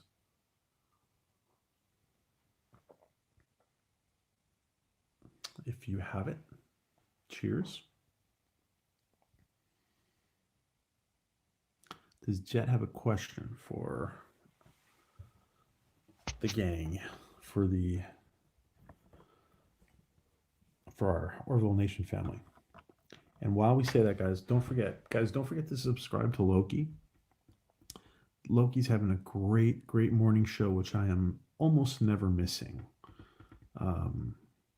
As of I started watching 10 days ago, on a recommendation from people. So Jet has, Loki has a great morning show, guys. So everybody subscribe to Loki. Hit those 3 dots and subscribe. And to Adega, and get Adega's book. Everybody get Adega's book. And to Kathia, guys. And subscribe to Kathia. She's got some good lunch YouTube videos and lives. Okay, Jet's question. That is, I was thinking about that before, actually, 5 minutes ago. Can the changelings be assimilated by the Borg? That is a great question, Jet. That is a good question. Yeah, Loki's going to be a big channel, guys. Subscribe to Loki. And Kathia will too. Kathia is also going to be a big channel. Subscribe to Kathia as well. More Upsada. Yes. Cheers, Kathia. That is a great question, guys. Cheers, Kathia. I'm not actually drinking Upsada tonight. It's something else.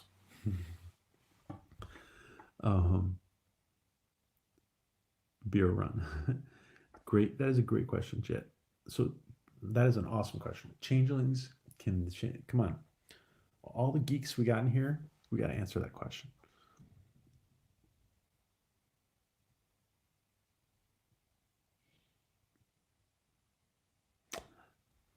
Nobody's taken a stab at it yet.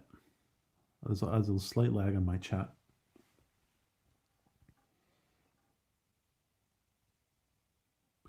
Jet says, unless they can be forced.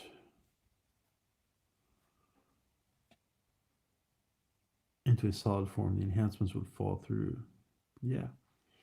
They would have to come up, the board would have to come up with a different way to assimilate, in my opinion. But we saw changes in the effect. DJ says, Big Daddy says, I don't think so. No. And DJ says, well, we saw, oh, guys, DJ has a channel too. Please subscribe to DJ Odyssey. He has a great channel, which everybody should subscribe to.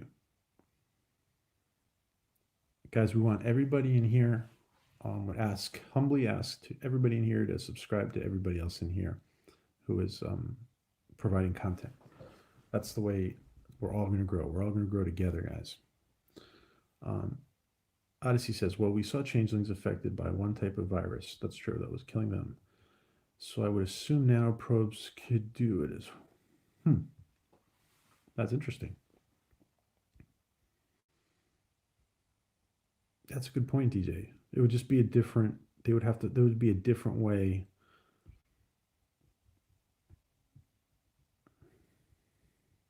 Yeah, maybe they would be assimilated, but maybe they just wouldn't have the all those implants that the humanoids get. But that's a good point about the nano. That's a good answer, DJ. He also knows Rabbi from another planet, says Steph. Only if the board can adapt. Well, sorry, this jumped on me, guys.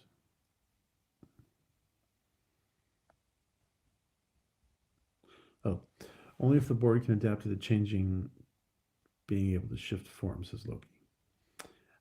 Stephen Klein, the changelings would just make themselves look like Borg and take out the Borg. That's funny. That's interesting, Stephen. That is interesting. I don't think, Mr. Lundell, I don't think changelings can be assimilated. They're not solid, so nanites would be easily expelled. Well, that's a good point. Who knows? How it could work. Yeah, Kathia Star. That's a good point. I like that point. Kathia says, I'm going with cannot be assimilated. Okay, cannot be assimilated. George Peter Gatsa says done. Okay, what does that mean, George? Done.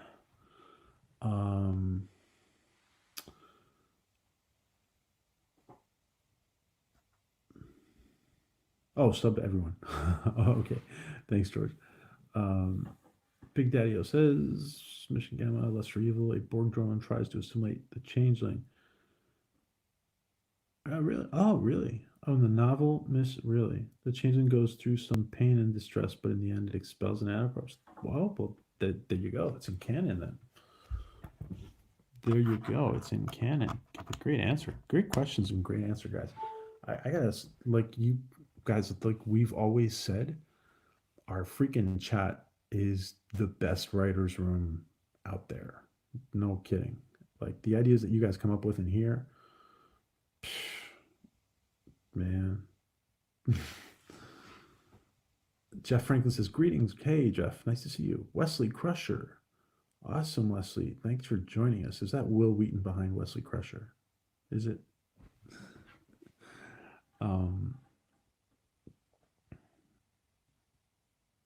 The kit resistance is futile, says Speaker of the Dead. Falling behind.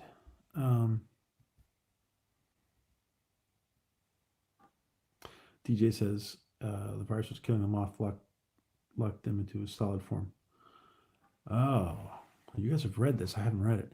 The question, Stephen Klein says, the question is that the doctor from Voyager, when he was mobile emitter, when he has his mobile emitter, can he...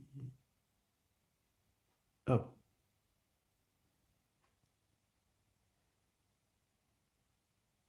Oh, no, I don't think he can be. I understand what you're saying, because he's like solid.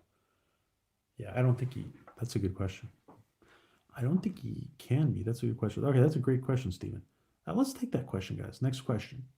All right, let's take this as the next question. This is a good question. So Stephen says, the question is, Great questions, guys. The question, I'm sorry, I'm falling behind on reading some of these.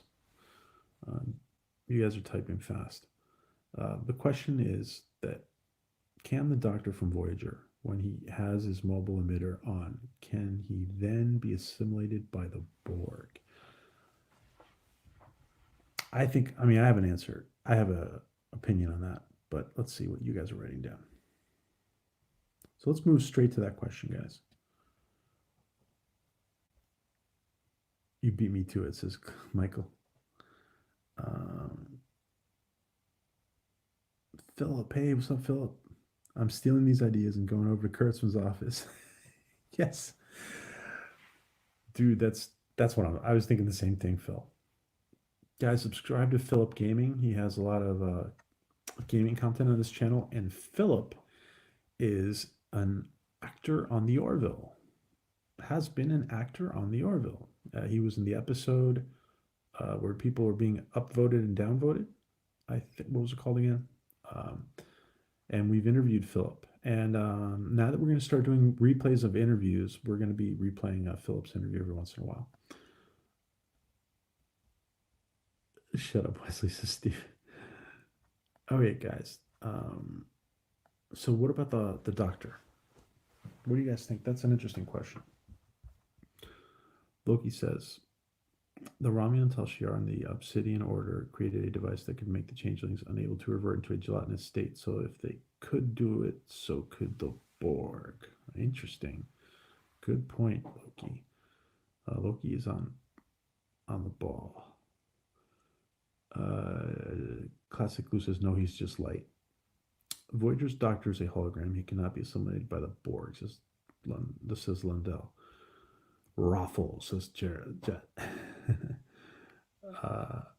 The doctor is still just a solid form of light. He could not be assimilated. Majority Rules. Thank you, Stephen. Yeah, Majority Rules is the episode where every time I watch Majority Rules now, I just see Philip. Philip was on TV the other night. Philip was on TV the other night going like this. He was going like that. Right, Philip? You're doing like that as a cop, pulling out his gun on what was the cop show you were on? Philip, what was that cop show you were on the other night? Katie says hard light or soft light. Well, he's light. Yeah, okay. So he's light, but he's able to interact with people. I would say the only way the doctor could be assimilated. All right. My answer to this question is the only way they could be assimilated is if the Borg actually got to the emitter somehow. Not like on his arm or anything, but like if they maybe got into the emitter somehow. But it would have to be different kind of. Chet says, I know how to destroy the whole Star Trek universe who accelerated Starship to 9.999. Shoot a torpedo, it's released at warp 10 and explodes the universe. Okay. All right, Jet. Hard light holograms can be assimilated. Precedent set in Red Dwarf. Soft light, no. Oh, wow. Okay. You guys are going above my pay grade. It's not easy. But his mobile emitter can be assimilated. Yeah, that's what I would think, Stephen. The mobile emitter could, which has his program in it. Deputy, thank you. Deputy was a show that Philip was on the other night. He's a great actor. Philip has been on so many freaking shows. It's ridiculous. And Philip was showing us his picture with Patrick Stewart, where they were both in a prison scene together on a show.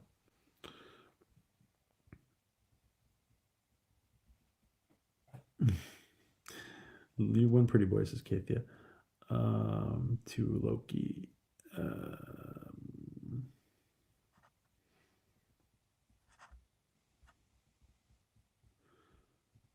All right. Oh, I'm falling way behind. Classic says, go watch my episodes of Voyager and you can see me with Leonardo. That's true. Oh, yeah. Thank you, Michael. I'm just trying to keep up with the chat. Michael Satterfield was the interview we did, and we're going to be replaying that too. Michael was in Voyager, in 2 episodes of Voyager. Absolutely. And we're going to replay that. Go look for the Michael Satterfield interview, guys, on our channel. We're going to be replaying that too on replays. The Borg would have to hack Voyager's computer to assimilate the Doctor. I don't see any, says Lundell. I don't see any reason why we can't cross streams. Says Kathia. Stephanie.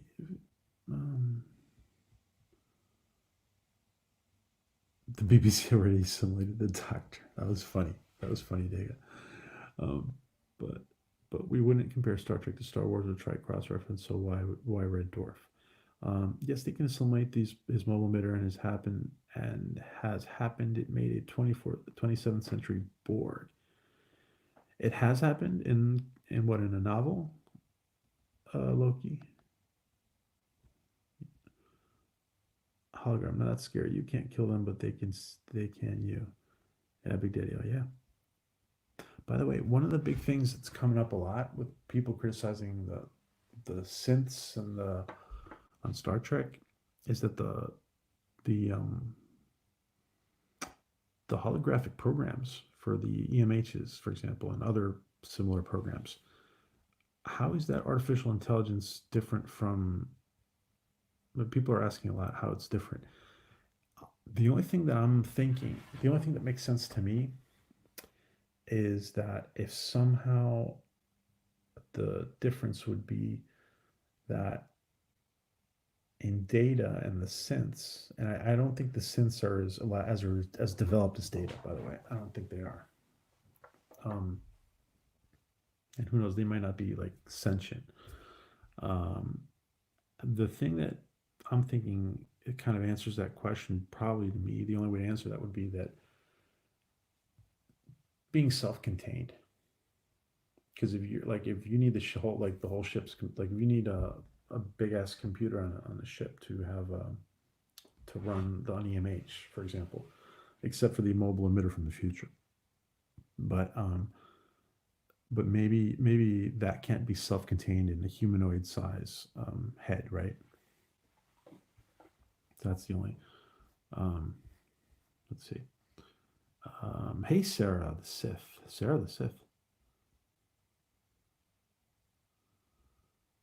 Could a Borg assimilate a? All right, let's take that as the next question, DJ. And sorry if falling behind. I'm on these questions, guys. There's a lot of downtime for background actors, says Philip. I love to watch a production, says Jet. All right, guys, let's take DJ's question. The real question is, could a Borg assimilate a Tholian? How about that question? Could a Borg assimilate a Tholian? I used to have more consoles, but they have downsized a little. Might get rid of a few more. But I have so many. No, that's a web. A Tholian, really, says Kathia. All right, let's go with that. Can Borg assimilate a Tholian? That's such a geek question, guys. Let's take it. Let's take it on. Can a Borg assimilate a Tholian? What do you guys think? Mike says, Classic Review says, Data has a positronic brain, and the EMH and holodeck characters are rigid, predefined actions and cannot go beyond them, except in the case of Moriarty, who somehow rewrote his program.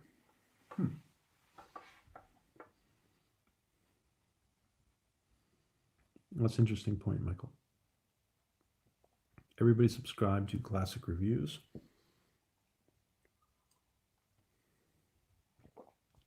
Who has a great, Classic Who Reviews has a great community for the homebound. And in some cases, people who are bedbound, for example.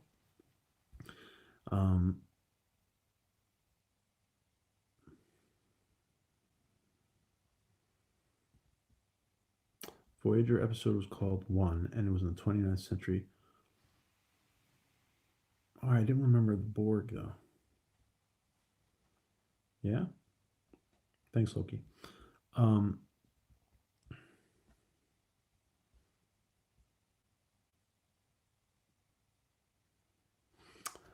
DJ says the Doctor and Vic Fontaine went past their programs. That's interesting, and it's true. They went past their programs.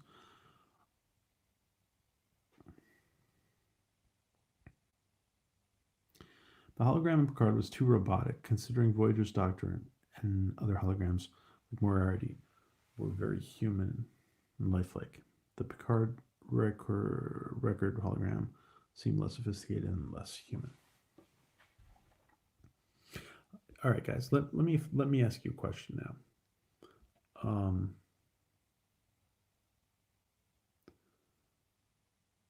Borg won't assimilate if they can't smell. Oh no, sorry, that's cats and eating. I think given enough time, the Borg can assimilate any species. Speaker of the Dead. I would say, yeah, they would find a way to assimilate any species. That's a good answer. Speaker of the Dead. The Borg could, but the body type differs greatly and would not adequately serve the needs of. Yeah. So wait, they might be looking for that. They might be vetting species for certain physical characteristics. That's a good point, Michael.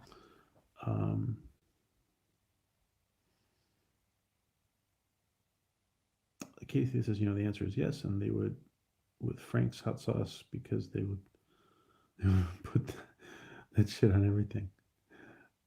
Oh, you guys are talking between each other. Oh, that's a talking to a Dega. Okay. Steve, Steven, if I was Starfleet, I would send an army of EMH to fight the synthetics. Yeah, thank you, Steven. Yeah.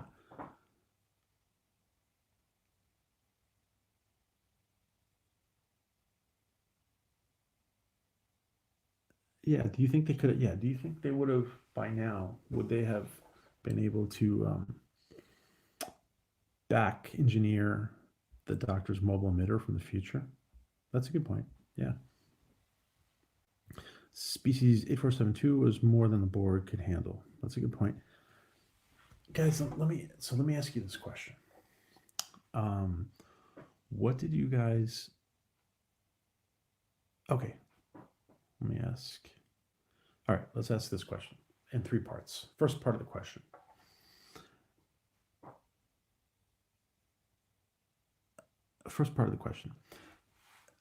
Star Trek Picard. So Star Trek Picard Episode 1. We're going to ask this for the 3 episodes. What did you guys think of Star Trek Episode 1? Picard Episode 1. What would you rate it from 1 to 10? Would you rate Episode 1 of Picard from 1 to 10? And then I'm going to ask, you guys can answer if you want. I'm going to ask for Episode 2 and 3. What would you rate each episode of Picard from 1 to 10? Loki says reverse engineering from the future tech is against the temporal prime directive. That's a good point. That is a great point.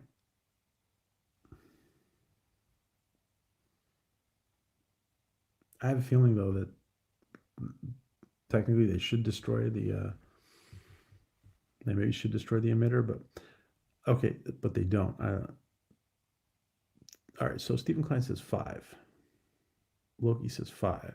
Speaker of the Dead says 4. Philip says 6.5.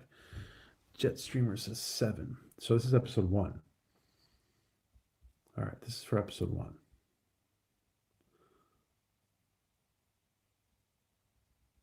Joe Lau says 5. Okay, so 5, 4, 5 for the 3 episodes. Okay, Joe. Katie says, I rate it as ugh, I don't wanna. DJ says part 1, 7, part 2, 6.5, part 3, 6. Okay, great.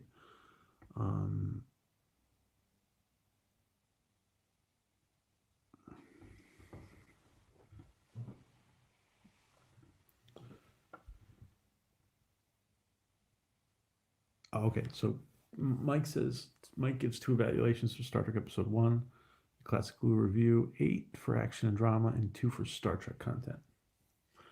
Yeah. That's true. Thank you. That's a good point, Stephen. Somebody would end up, section 131 would end up.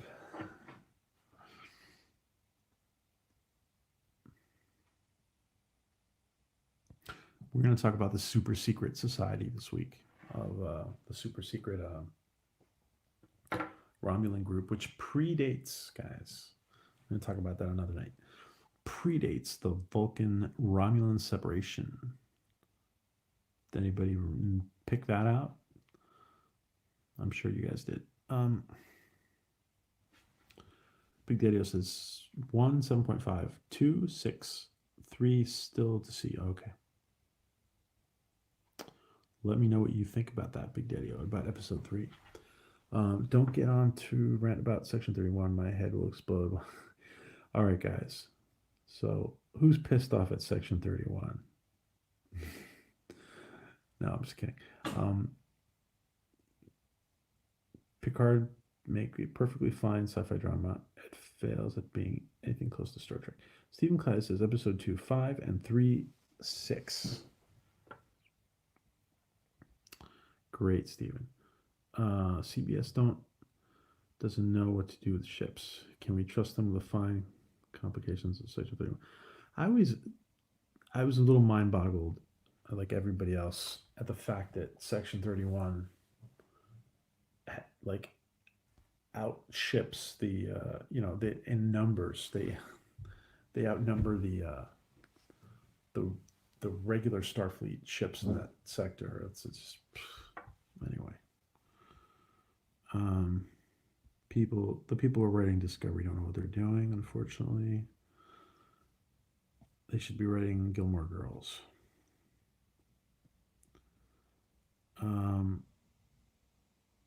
Why the Vulcan needs sunglasses, DJ, yeah.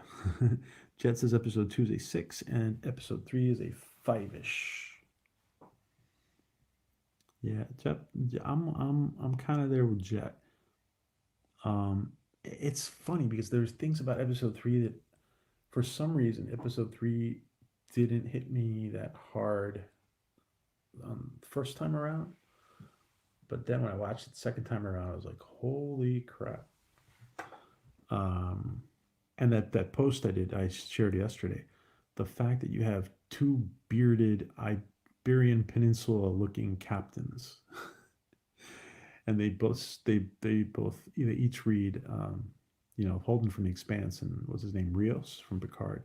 They both read classic Spanish authors, and they name their ships after one names, after characters or elements of the books they're reading. Rocinante and La Sirena.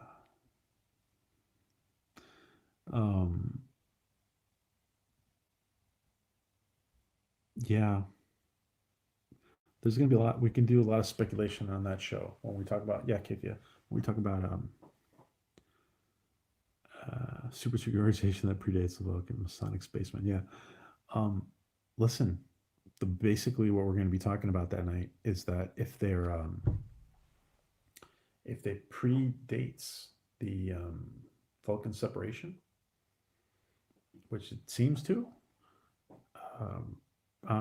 then what? These super secret organization that is behind the Tal Shiar, more secret, they're probably fully integrated into Vulcan society.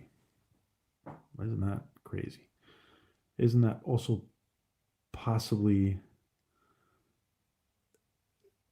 oh, I'm not hating on the Spanish. That's my background, so I'm not hating on it.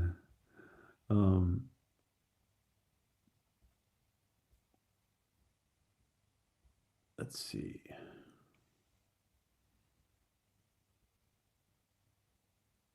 All right, I'm going to randomly pick somebody else for a question, guys. Oh, Philip Gaming. do you have a question for us?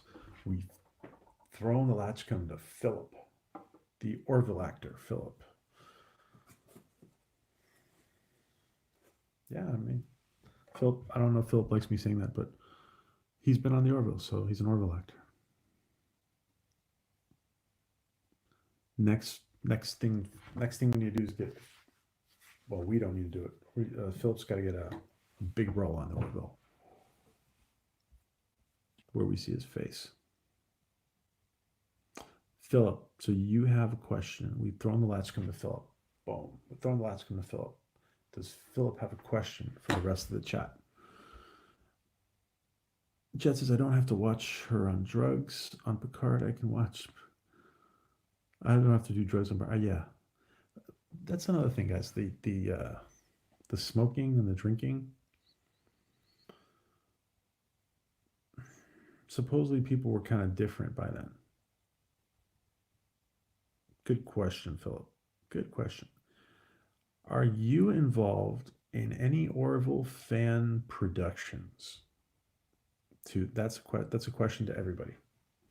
And by the way, guys, we want to thank again Vance for sharing that wonderful first Orville fan film with us tonight.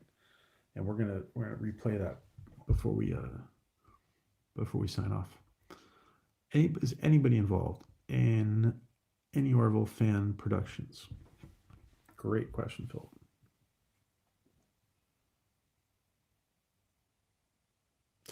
Oh, Big Daddy says, Big Daddy, I'm watching on my phone and my PC. Thanks, buddy. Thank you. I appreciate that. We appreciate that. Romuleo is so forbidden. How is it so readily available? If Romulan ale is so forbidden, how's it so? Yeah, that's funny.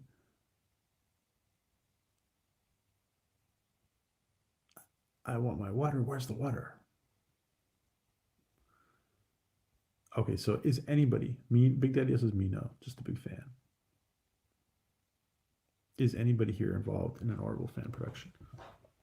I'm not involved in an Orville fan production. I think it'd be fun to be. Vance was. Fatal, what's up, Fatal? Fatal is one of my favorite channels, guys. If you haven't subscribed to Fatal J, subscribe to Fatal. I'm gonna ask Fatal why his name is Fatal.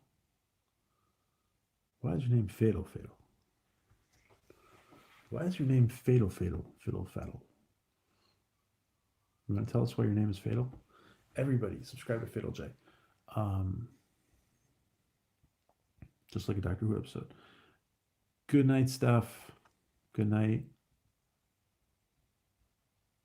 Forget to contribute to Captain Robert April's, guys, and Steph's GoFundMe or PayPal, please.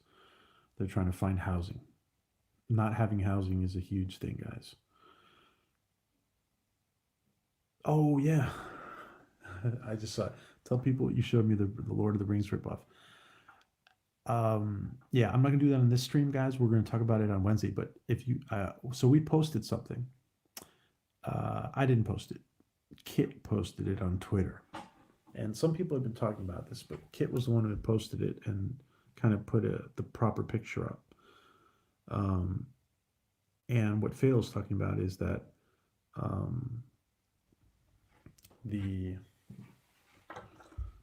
well, let's see, maybe I will show it. Hold on a sec. So this was posted by Kit. On Twitter. And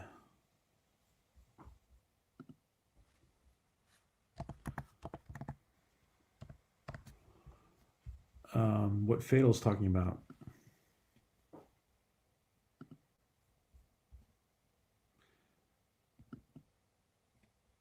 All right, let's see if this works. Did we get both?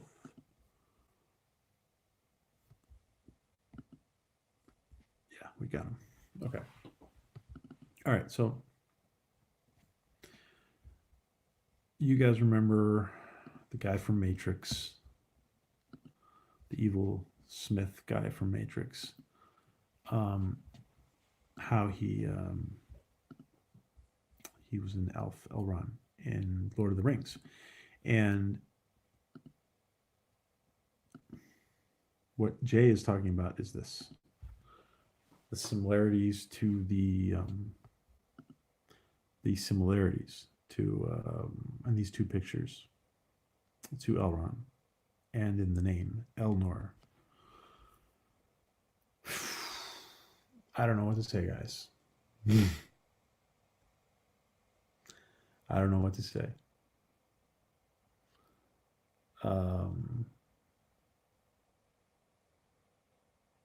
Anyway, yeah, we're gonna save it for another night. But I'm glad Fatal brought it up. It's just I don't know. I don't know. Especially the name. Well, the name and the look. He just looks like he's straight out of Lord of the Rings. Could there be a Romulan that looks like that? Yeah, I guess they could. By the way, you know they divided up Romulans into Northerners now and Southerners. Yeah, he's not going back to Matrix 4. Yeah, Philip.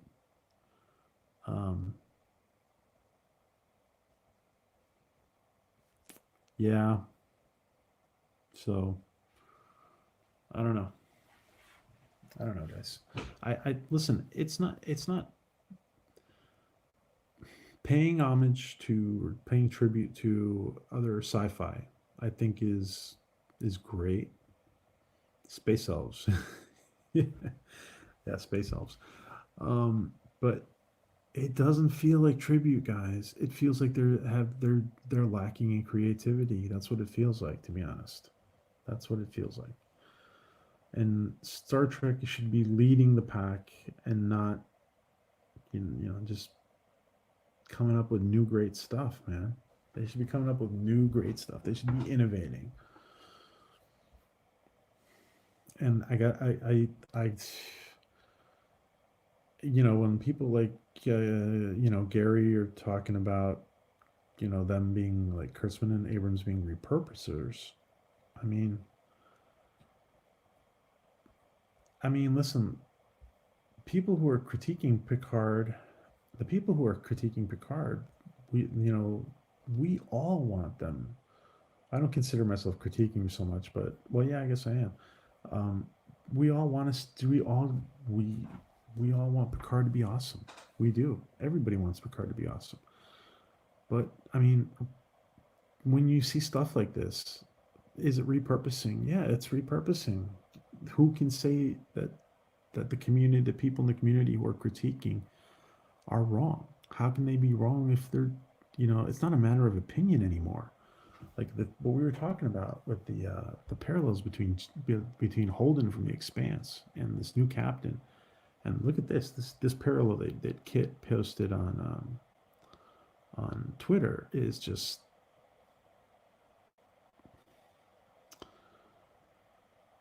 Big Daddy says, nice nod or a ripoff. First Expanse, not Lothar. Yeah, Lord of the Rings. What else? Yeah, did it bother me that they had the Vulcan Admiral wearing sunglasses? Yeah, it did.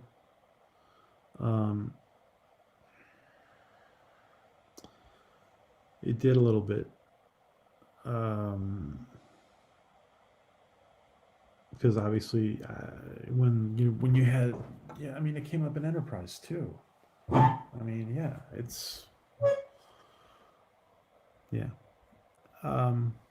However, it's not like that wasn't the worst part. That wasn't some of the worst stuff I've seen in the episode. But yeah, but you know what shocked me more than her wearing the glasses, because maybe she's doing it to fit in, even though she doesn't need them. But in that shot, what bothers me even more is how her ears stick out like there's no tomorrow. Geez.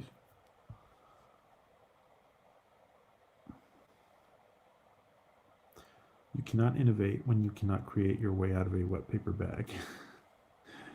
um,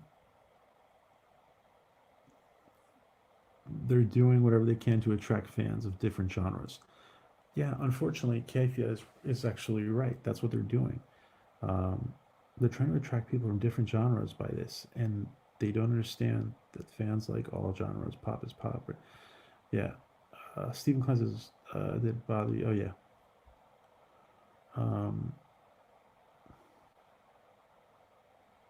yeah, to a degree, many influence. Yeah, Philip says many creations are influenced by other works. Star Trek motion picture was inspired by 2001, says Philip.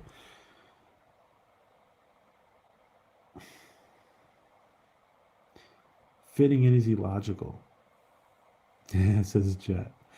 I don't know, dude. Yeah, I'm just making shit up, Jet. I'm just sick of the lens flares, says DJ. Yeah. Anas does need to win. Oh, the whole Anas thing is absurd. I mean, it's just. Um, and they basically had. Listen, how Anas. Basically, they had to get rid of the tardigrade. They stopped talking about it in season 2. That in itself is an admission.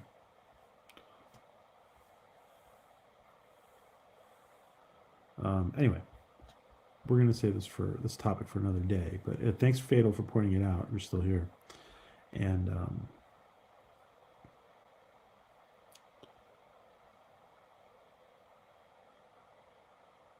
Steven says, this is why I believe CBS and Rose. Yeah,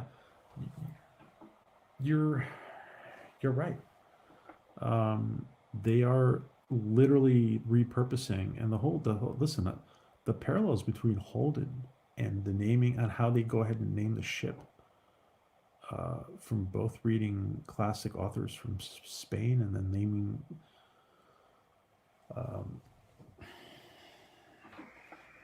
two dark bearded captains, rogue bearded captains, who read classic literature from Spain and pick out the and name their ships after the stuff the literature they're reading. The parallel between the Expanse is just so unnecessary. Is it paying tribute? I don't think it's paying tribute. They're not doing it in that way. They're doing it like Kathia said. They're trying to like, it's like they're thinking that they're going to pick up, or we're going to pick up some Expanse fans by doing that. Like, really? That's what they're thinking.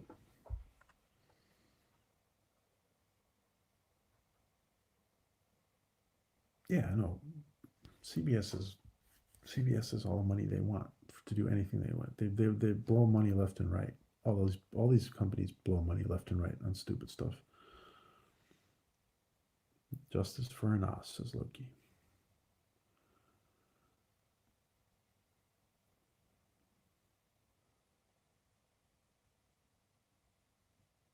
Yeah, 50 years of Trek.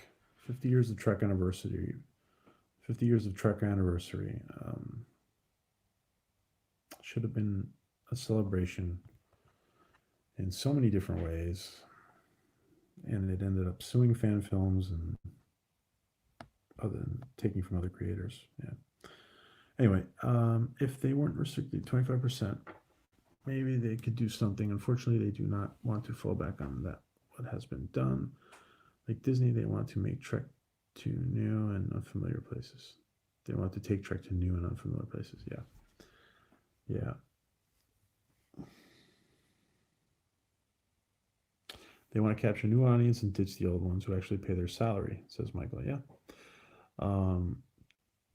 Taking Star Trek to new places means exploring new culture, not revamping old ones. Star Trek fans are Expanse fans. Yeah, that's true, Speaker. Loki, do you think they are doing this on purpose? Like, we can do whatever we want and no one can do a damn thing about it. I think they are doing it on purpose, Loki, and I think they're doing it for that reason that Kathia brought up. I think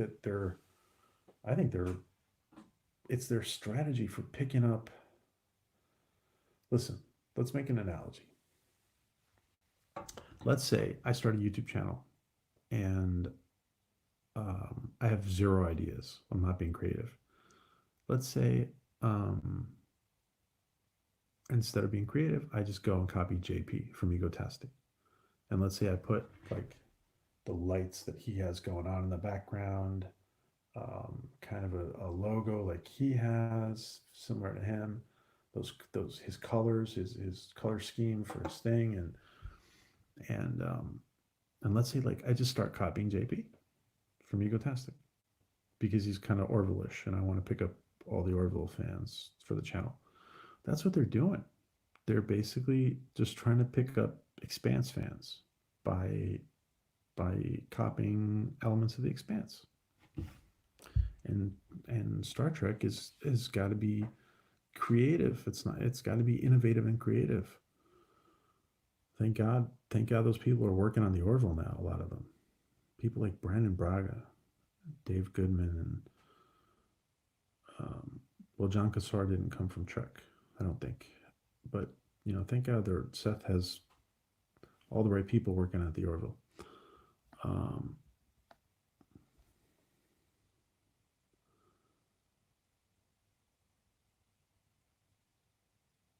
Sorry, guys, I've fallen behind talking. BBC did it on purpose in the late 80s when they wanted to cancel Doctor Who. That's true. They could be doing it on purpose. Thaddeus says Picard fails, then Star Trek CBS is over. This is yeah. If Picard fails, it's over. However, let me say this. Yeah, no one cares. No one cares for Discovery. Listen, but you guys heard Kurtzman say about 50 it's healthy to have a 50-50 split in the fandom. First of all, it's BS. Second of all, the split in the fandom is not 50-50. It's more like 80-20. And I would say that 20% that likes Star Trek, 10% are new fans that have been turned on to Star Trek. Millennials who've been turned on to Star Trek for different reasons, and the other 10% are probably traditional Star Trek fans who for whatever reason are liking it. So, but it's more like 80-20. Doctor Who is lost. Oh, Doctor Who is totally lost.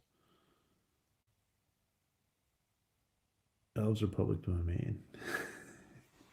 Yeah, you can't sue for that.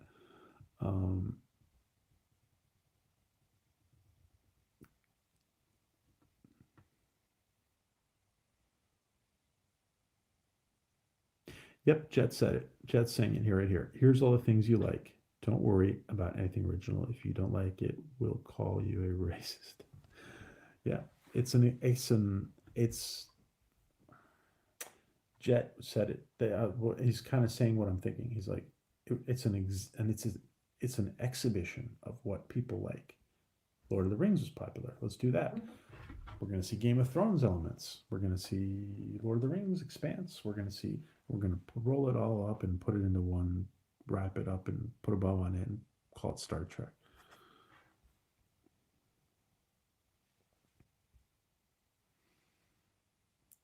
CBS are in denial. The fans are in denial. Yeah. That is why there's no merchandise for Picard. Yeah, there's no merchandise. Listen, if you wanted to get a new generation of fans, this is the problem. They're thinking they need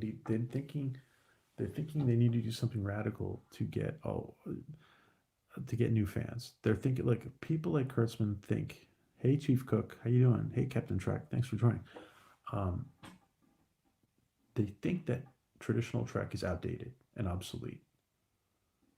And that's also the reason why the language they're putting into Picard, dude, and people smoking and drinking and like they're trying to make it more relevant. See, they think that the people who are doing CBS Trek now are thinking that traditional Trek is obsolete, and it's meaningless to them. They don't understand it. And what they're doing is they think it's dated and irrelevant. So now they have to go and make it relevant. Boom, says Kathia. They got to go make it relevant, and because they got to go make it relevant, they're making it relevant to now. And I got to tell you, 10 years from now, Star Trek, any Star Trek CBS is doing right now, is going to look really crappy. In the future, they're like, it's going to look bad, because Star Trek is timeless. Because the Star Trek that Berman was putting out is is timeless, because it's in the story of the future in its proper place. This more relevant Star Trek that they're giving us, it's going to be real dated real soon, and it's going to feel real bad. It's going to feel real off down the line.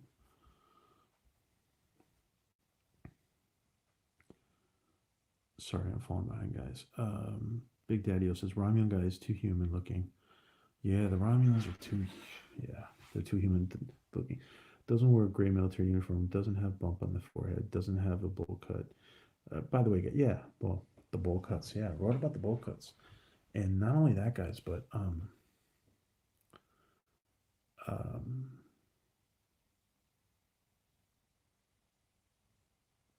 forgot what I was going to say.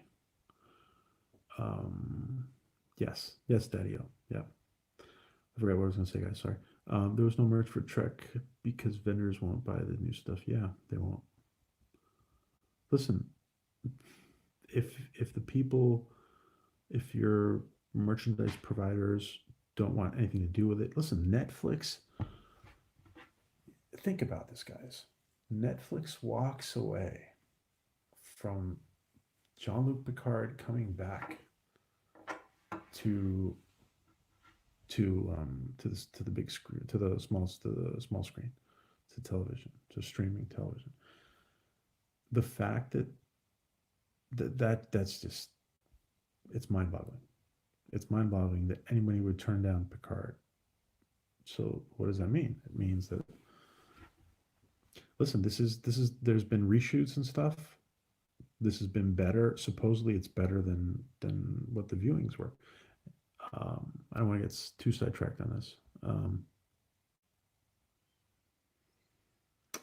This is why Discovery was, Steven says, this is why Discovery was trying to add humor. Yeah, listen, that's a good point. Yeah. What's starting to become popular? The Orville. So let's make Tribble cereal commercials, and let's make Spock have a sense of humor and laugh and have emotional outbursts. A best hit. Thank you. A best hits album. That's it, Jeff. A best hits album. I'm writing that down. A best hits album. From Jet. Yep, guys. Oh, Netflix got so burned with STD. Dude, that'd be, if I was Netflix, like, think about how pissed off the people at Netflix were for STD season 1. And not only that, but they were dragged into the whole Anas thing too because of that.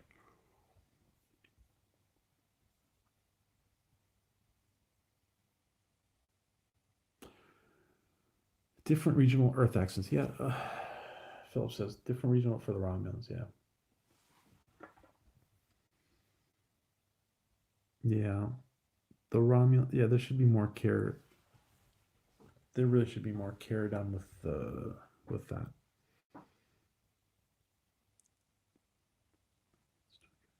Ship. If you want to make good Star Trek, have a ship where you now have crews with Klingons, Romulans, Cardassians, humans exploring. Thank you, Stephen.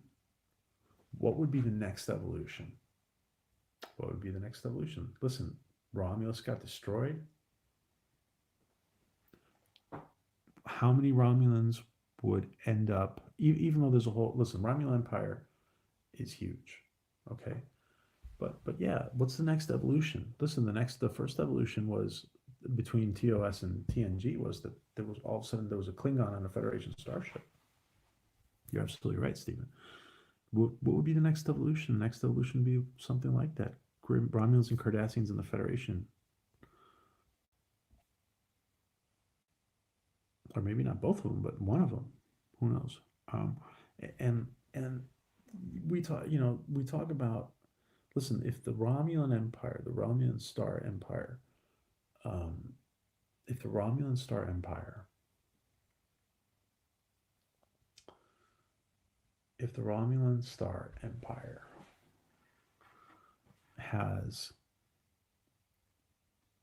is an equal match for the Federation, that means it's freaking huge. It's huge. It's absolutely huge. It's not just one planet. It's mind-boggling. And when you look on some of these Starfleet maps, it's it's equal to the Federation, the Romulan Star Empire. So, granted, they might have needed help to evacuate because it's so many billions and billions of people in that solar system of Romulus.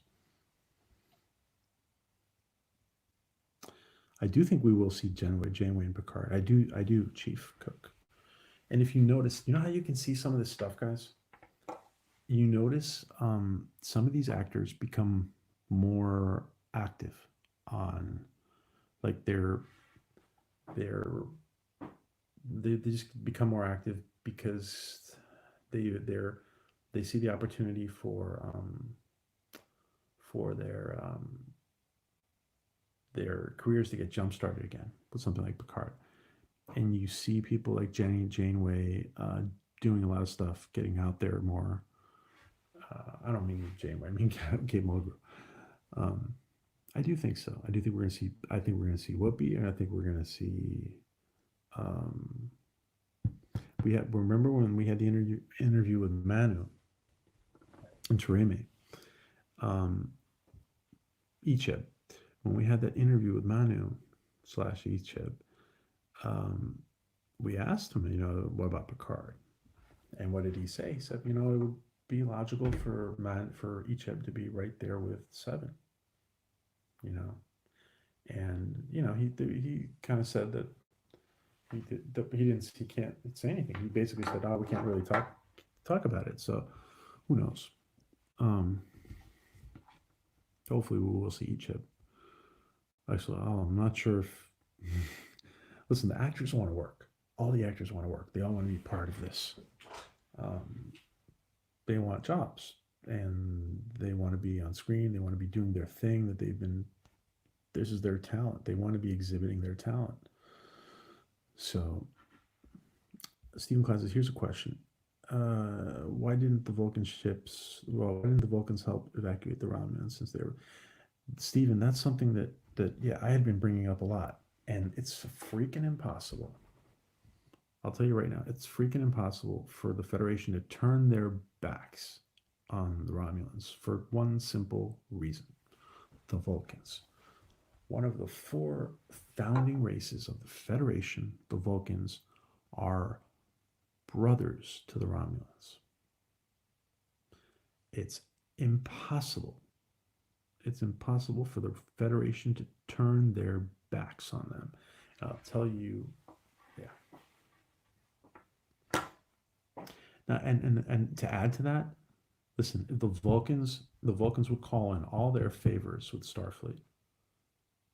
And that special relationship with humans and Vulcans that first contact was with Vulcans. It's impossible. And no matter what happens in the future, it's impossible for Starfleet to turn its back on helping the Romulans. Starfleet and the Federation to turn its back. It's impossible. Whatever. Listen, all these other planets would threaten to pull out. Freaking go ahead and pull out. Do whatever. There's hundreds of species in the Federation in the 25th century, 25th century. 24th is the end of the 24th century. Lundell says the Romulans need our help evacuating. The thing was just screwed up, in my opinion. None of this was thought out. Thank you. Basically, the one thing you could say. Let me finish the comment. It's like some moron just sat down and started typing. Yeah, and that's what came out. Yeah. Basically, Mr. Lundell is saying it. it's just, it just hasn't been thought out. What we're getting, let me put it this way: what we're getting, if this was a script, it would be a valid script as a, how do I say this? It would be a valid script as a rough draft. If this was a rough draft, which had to be worked through and then like, because there's all these stuff that comes up canon. First, there's all these canon issues that come up and just freaking logical shit.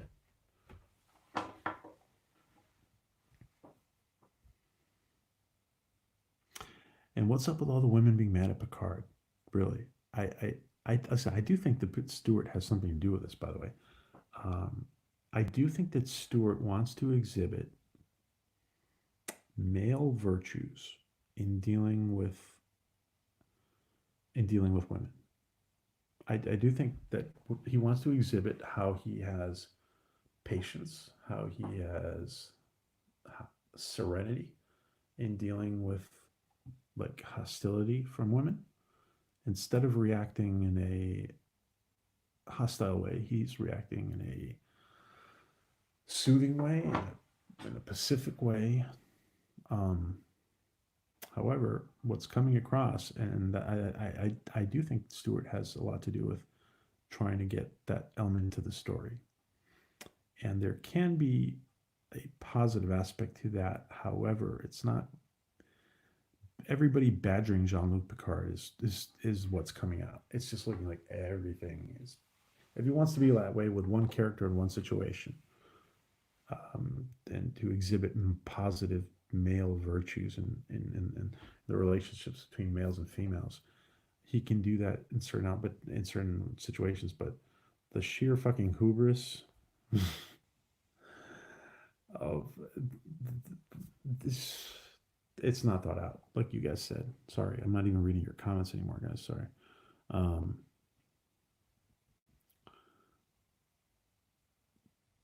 Yeah, guys, we're so many of us are upset about Star Trek that inevitably any conversation we have is always kinds of goes in this direction. I want to see Picard driving Dune buggy this season, says Steven. Yeah. The Dune buggy scene reminded me of Ice Pirates. I can see that. Yeah, Jet. Yeah. As long as it's a little Dune buggy and they play the Presence of the United States song with it. Patrick says he doesn't repeat himself or characters, and this Picard is 100% different characterization. Yeah. Yeah. Listen, I will say this. When people, he's in his 90s, right? In the show. When people get older, they change. They change in some ways. There's a lot of regret about stuff they've done, they haven't done, etc. So there can be, there's elements to this. There's elements that Picard. There's ways Picard can be different from the same but different. I don't think we have, like, how Mark Hamill said we have Jake Skywalker. I don't think we have a Jake Picard. Picard feels to be the same person to me. He is further along, a different place in his life. It's everything that surrounds Picard and everything, the way people are interacting with Picard and how he interacts with them. He seems to fundamentally be the same person. I don't think we have a Jake Picard.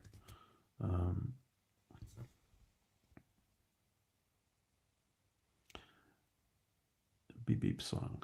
The new shows also under the new shows. Sorry guys, I'm not reading properly. The new shows also don't understand the importance of chain command. Oh my god, chain of command. Listen, one very important thing that we had when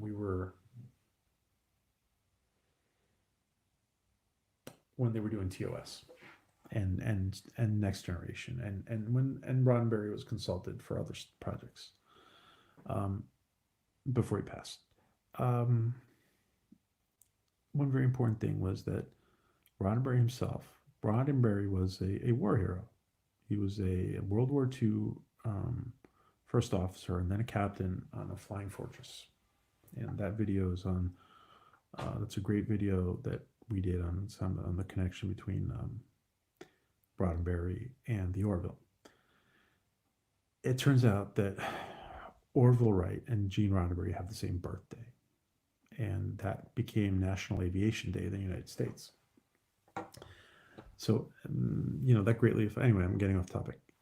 But chain of command is important. It's something that Roddenberry learned in his, not just in his military life, but in his aviation life, because later he was a pilot for a commercial airline pilot, and there's the chain of command on any vessel, and in this case it's an aircraft, and that was very evident. Plus there were guys in the writers room who were vets, and then the production team that were veterans from several different wars. The millennial writers who were writing for CBS, one of the things they're missing is life experience. And the gentleman, the Mosley, I think was his name, yeah, the older gentleman who quit CBS over that incident,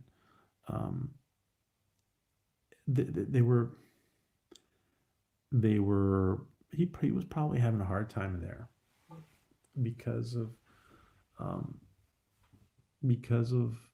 the lack of life experience by a great deal of the writers in the writers' room. And the chain of command, not understanding the chain of command is a problem, a fundamental problem associated to the fact of lack of life experience from some of the writers. And by the way, it's not just lack of life experience, because I think there are millennials who could be great at writing this. It has to do also with certain characteristics of the people that are getting into the writer's room. Will Picard die in the series? Well, there's rumors of that. Steven says, it bothered me that Raffi kept referring to Jean-Luc JL. Yeah, the whole JL thing. The whole JL thing. Yeah. I don't like it either. Think about how close. Think about Dr. Crusher. Think about the relationship that Dr. Crusher had with Picard on a personal level, apart from being, because of Wes's dad and because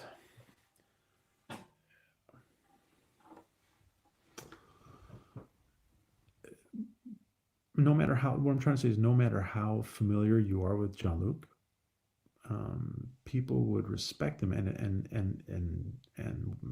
Beverly had a great deal of respect for Jean-Luc and the way she spoke to him, and she knows him better than Raffi would. What about Guinan? How did Guinan talk to Picard? I don't like the whole JL thing either. Absolutely. And JL is so CW. Yeah. Do you guys notice too that the Kurtzman Abrams track? It's not more Kurtzman. Hey, Axonar. How you doing, Axonar? Who's behind Axonar tonight? Everybody subscribe to Axonar and their new channel, Axonar Live, by the way, guys. I'm going to put it in here. Axonar Live is their new channel where they're going to be doing some of their live talk.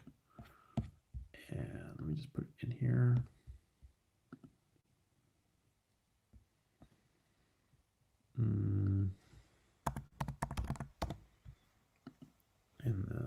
Put the link in. There we go.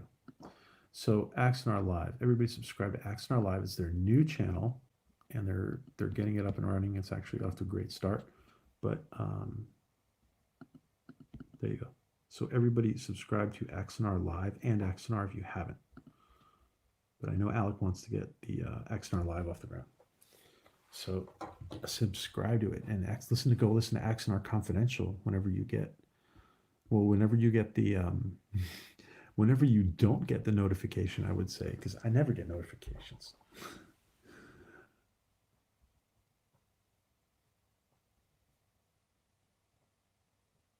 Mr. Lundell says to address a superior officer in that manner is the height of disrespect. Yeah, it's no matter how good friends you were with this person. Even listen. All right. Well, I'm just not gonna. I don't want to get too negative here. Axonar says, yeah, we are giving away a free Axonar hat every 100 subscriptions. Wow, that's awesome. No, Kafia, Beverly didn't die on Mars. No, don't say that. I know it's rumored, but by the way, one of the reasons while Picard was filming, Gates McFadden was kind of involved with her medical issues, and she had some kind of surgery. She's hoping, I think she's hoping to be on Picard. I don't think they're going to kill her off screen. So no, I don't think so. That's a rumor, guys. Shelby. Absolutely. The Shelby character deserved more. Absolutely.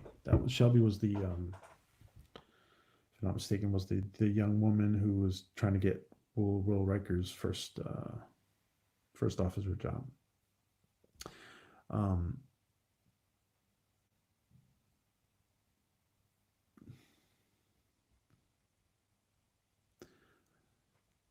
I don't see Chief Cook.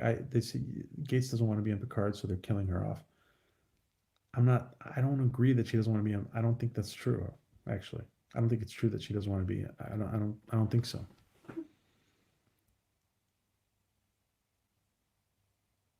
Yeah, she should play a revival doctor on the Orville. By the way, guys, we have Mariana Sirtis. She's a full-fledged member of the crew of the Orville now. She's a teacher. She's a full-fledged member of the crew. She's on the Orville. We're going to see her. We could see her anytime. And our condolences to Marina as well, guys, because her husband passed away recently. And we had a shout out from Marina, actually, but we just shelved it. To be honest, we shelved it because it was around that same time that happened. So I just don't see that. I think we want to be on. Is that you, Alec, or Stogie? Why wouldn't she? I think she wants to be on.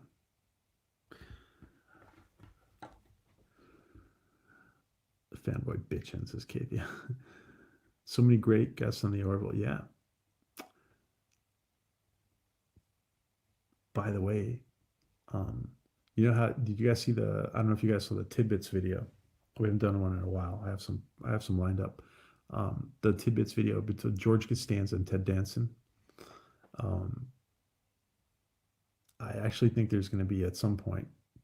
We're going to see Alex. I think is his name. Alex George. Jason Alexander's character on the bartender on the Orville.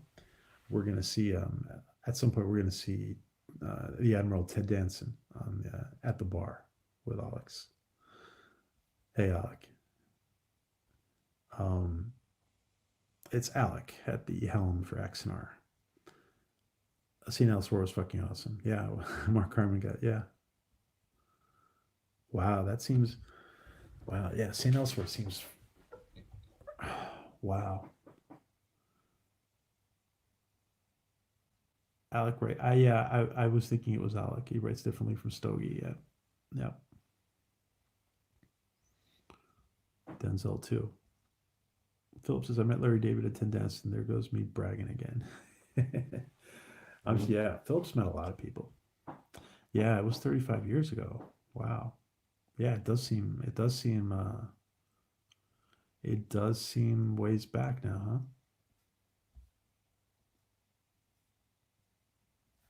And when I think about ways back stuff, like I don't think about stuff like St. Elsewhere. I think about like older stuff. Um, I would love to see Michael Dorn on the Orville. Yeah, I would like to see Michael Dorn. All right.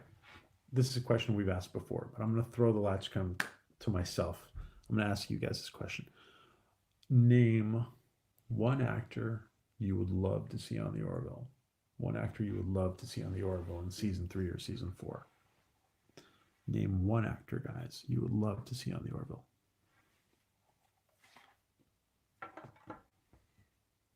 And that's a question I'm pitching to you guys. Name one actor you would love to see on the Orville. Mark Hamill says Stephen Klein. Yeah. John Delancey. Well, oh yeah. John Delancey. Yes. You know, it'd be funny if it's like he couldn't be Q, but he could be R, like the letter after Q. John Delancey is like some kind of Q-like person. Yeah. Although I don't know if he's probably not able to play that by some kind of contract to play a similar character. Mark Hamill. Yeah, Mark Hamill definitely. Tom Selleck. Yeah, I like that. Douglas Gray. Alec Peters says Douglas. Yeah, let's see Alec Peters on the Orville. Yes. Let's see Alec Peters be captain of the starship on the Orville. Walter Koenig. Yeah.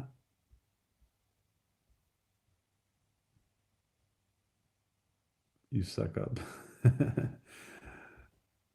Lori Petty says Jet Screamer. Who's Lori Petty? Not a visitor. Who I forget. Lori Petty. Who's Lori Petty? George Takei. I'm probably asking a stupid question. But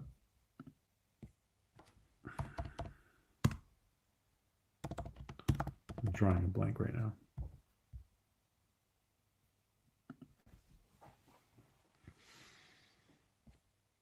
Oh, I see. Yeah. Yeah.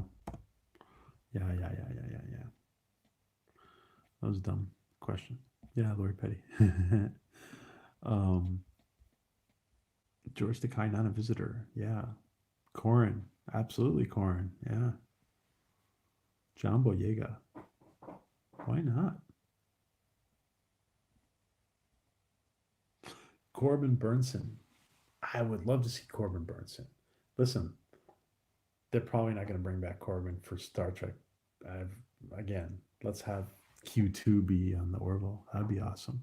I love Corbin. Simon Pegg as Gordon's brother. I heard, yeah, Stephen was saying, I think it was Stephen was saying that before, right? Andrew Robinson, who played Garrick, yeah.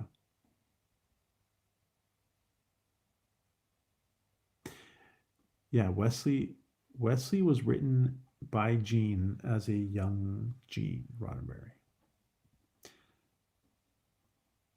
Alex says, yeah, why not? Captain Garth on the Orville, but same character, Alec? Would it be the same character? We were in here before talking with Vance about crossovers in fan films. Yeah, in fan films you could. William Shatner. Yeah. A lot of people said that William Shatner as Avis. James Spader. I love James Spader. Richard Dean Anderson. Yeah. Oh, but yeah, Richard Dean Anderson would be cool, but I just want to see Stargate going up again. I just want to see Stargate up and running again. Have Richard Dean be back as Colonel O'Neill, as General O'Neill, as Jack O'Neill. I'm play Minuet. Yeah. Tim Allen. That would be great. Oh, Tim Allen. What about this, guys? Tim Allen as Ed Mercer's uncle or something like that, like a relative. Scott Bakula. I love Scott Bakula. Gilbert Godfrey. Yeah. Oh, Gilbert Godfrey would be. Listen, I actually think, I believe that Gilbert Godfrey will be on the Orville someday. I said that a couple of weeks ago. I believe that Gilbert Godfrey will be in the Orville as an alien, and because because his voice is so recognizable. I think Gilbert Godfrey will be. Gilbert Godfrey is the voice of the computer. Captain Garth or Lord Garth, yeah.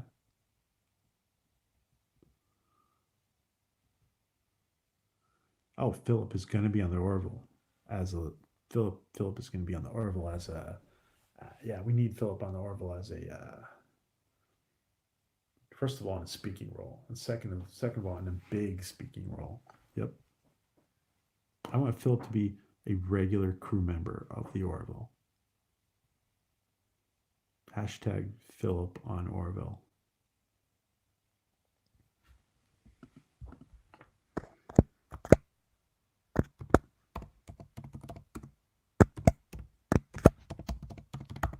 Hashtag Philip on Orville. Yeah. Tom Baker as the doctor. Oh, yeah. Who's Tom Baker, DJ? Steve. Yeah, Steven, Captain Decker. I love Captain Decker. Wasn't that funny how the two Star Trek cast members, what was her name, Jillian from Star Trek 4 and Captain Decker, how they both ended up married on the same show, on that show together, Seventh Heaven. Patrick Warburton. I'm missing some comments here. Sorry, guys. Nichelle Nichols is Claire's. Yeah, we talked about it. Claire's mother or grandmother. That would be so awesome if they could just film. Like they could film Nichelle. They could make it easy for her. They could have her be part of the show and kind of just like having sending messages to Claire from home, like dialoguing with Claire. Unfortunately, it depends on how whether she's feeling up to it, of course. But that would be amazing to have her on, while she's still feeling up to it. Oh, fourth Doctor Who, of course. All right, thanks, DJ. Yeah. Henry Cavill. Yeah, Henry Cavill. Yeah, Harry Kim. Yes, he gave us a shout out. He's still an ensign. Kate Mulgrew. Bruce Boxleitner. They hit me with a truck, says Jet. Who hit you with a truck, Jet?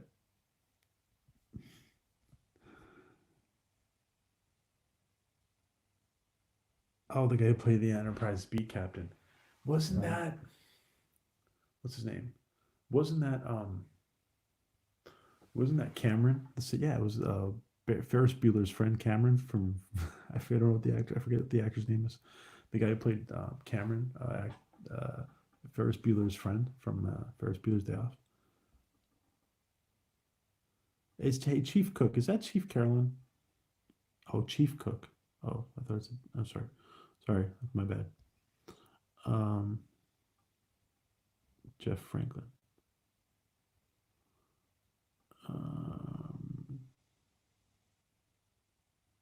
Hey, Jeff. Why the sad face? Why the sad face, Jeff?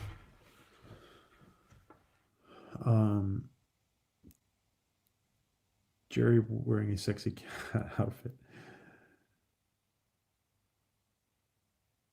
He was on Spin City. Shooter McGavin, says Jet.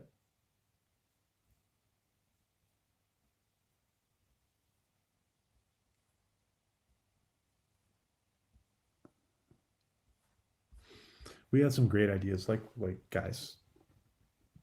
Oh, it's been a crappy day. Well, big hugs to Jeff. Everybody give everybody give Jeff one of these or something.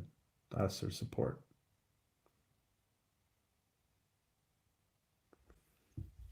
There's lots of love here, Jeff. So, and if you have a crappy day, then that means that things can only get better. So I'm sure they will get better. Jet Screamer, that was the Enterprise C. Oh.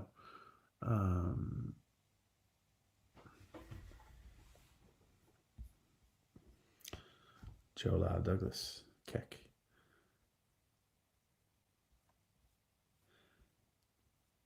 You have great ideas. By the way, we have some of the best ideas in here, guys. We have some of the best ideas. This is the best writer's room in science fiction, this chat room, seriously. When we do LATCHKUM, we come up with crazy questions and crazy ideas. I'm going to pick somebody for another crazy question. All right. Actually, I'm going to ask him. I'm not doing it randomly. I'm asking Alec Peters. Alec, do you have a question? Do you have a question? We're throwing the LATCHKUM to Alec, to Axanar. Do you have a question you want to ask? A Star Trek or Orville question that you would like to ask the rest of the chat, if you're still in here.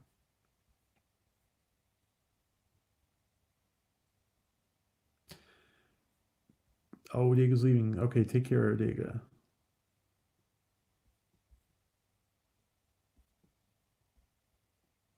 Yeah, go get some rest, Diego. Have a good night. Thanks for being awesome, Diego. Everybody, don't forget to pick up a Dega's book, subscribe to his channel, and don't forget to pick up the book called it's titled Evolution by a Dega Outlaw. It's on my bucket list. I haven't gotten it yet. Some people have read it. Some people in our community have read it. They loved it. Great science fiction. And we're going to obviously be speaking to Dega again about it. Kelsey Grammer, yeah. Wow. Guys, wouldn't it be interesting? Listen, that's a great, I love that. I love that, Stephen. Remember Kelsey Grammer was a captain who came through that rift and almost hit the Enterprise. He came back from Kirk's time.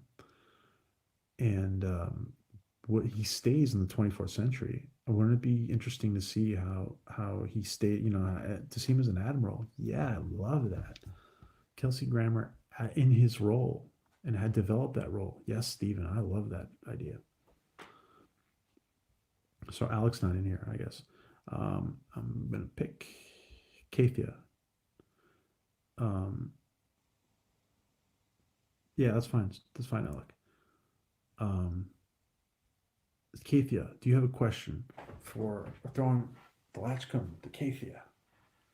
Boom, Kathia. Boom. Kathia, you're asking the question. You're asking the next question, Kathia. So does Kathia have a question for us?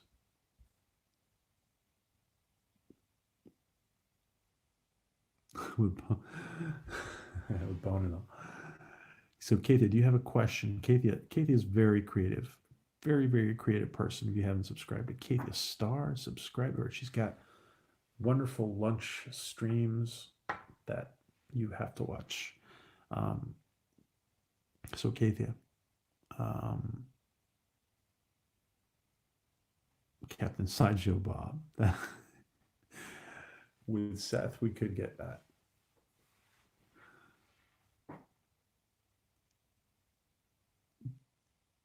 Switching to bedroom TV, says Jet. So Kathia, do you have a question for your colleagues in the chat? Does Kathia have a question?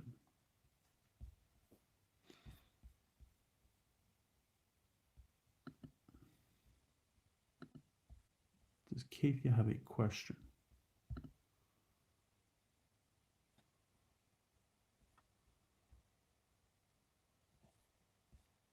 Does Kathia have a question for everyone in the chat?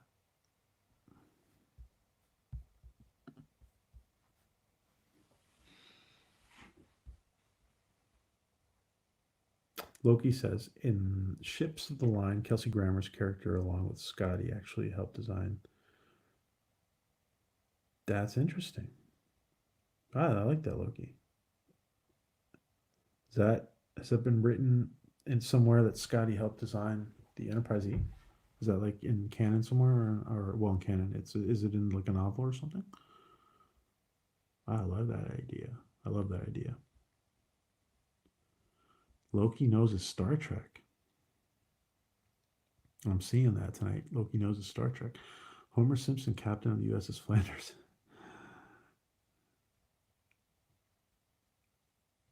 Oh, so yeah. Do you have a question for us? No. Okay, she's passing. Okay, so I'm throwing the LATCHKUM to who? I gotta pick somebody.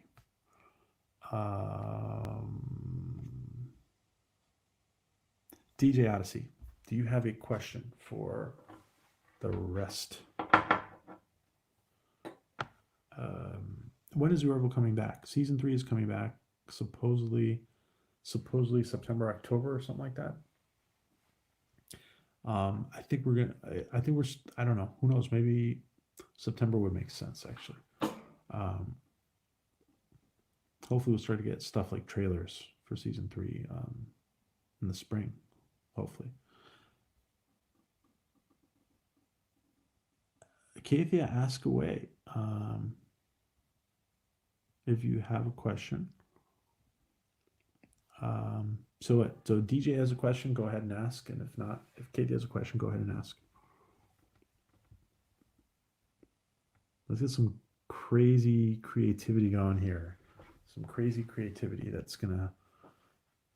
The best writers' room in sci-fi is our chat room. And thank you again, Vance. Thanks again, Vance, for that wonderful first Orville fan film that you shared with us from No Budget Productions. Everybody subscribe to No Budget Productions if you guys just came in here earlier. I'm putting the link up for No Budget Productions in the chat.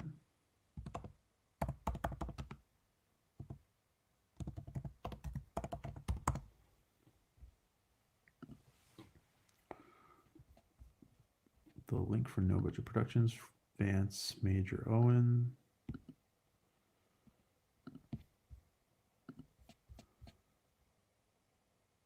So I think DJ may not be in here anymore.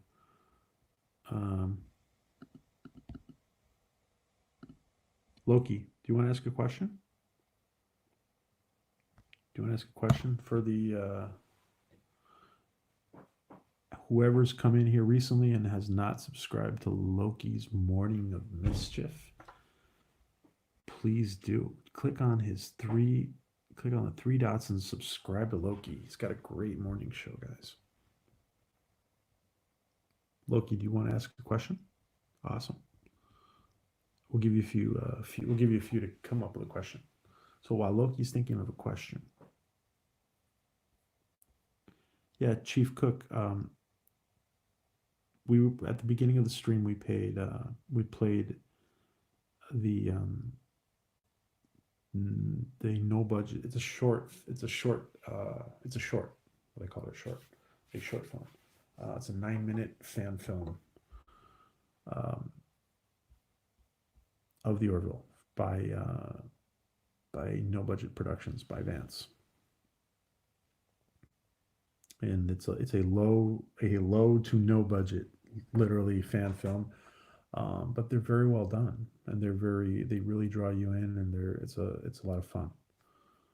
He has a lot of Star Trek ones, and he did one for the Orville. And on Trey's channel on Axonart Comics is where a lot of these films are being showed.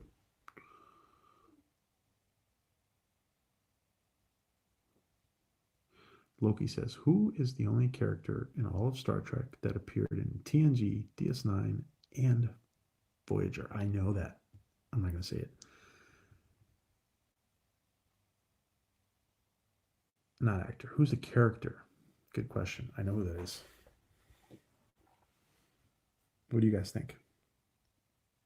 Great question, Loki. Great question. Romulan candy, not tamales. Philip, go man. Go wherever you got to go. Thanks for hanging out with us, Philip. Philip Gaming. Subscribe to Philip Gaming's channel, guys. Philip is the Orville actor and the actor of a lot of other things. He's our friend and a part of our community. Q, says Jeff.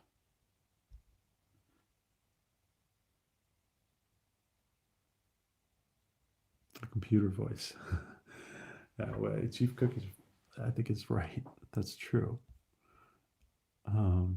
If we included the computer voice as a character, yeah. Probably guess we should. But I'm not sure if, I think Logi's thinking about somebody else. So Q says Jeff Franklin. That's a good answer. Barkley. Q and Barkley says Keck 44. The lady who does, yeah. Major Barrett. Gene Roddenberry's ex-wife. Who also plays Losana Troy.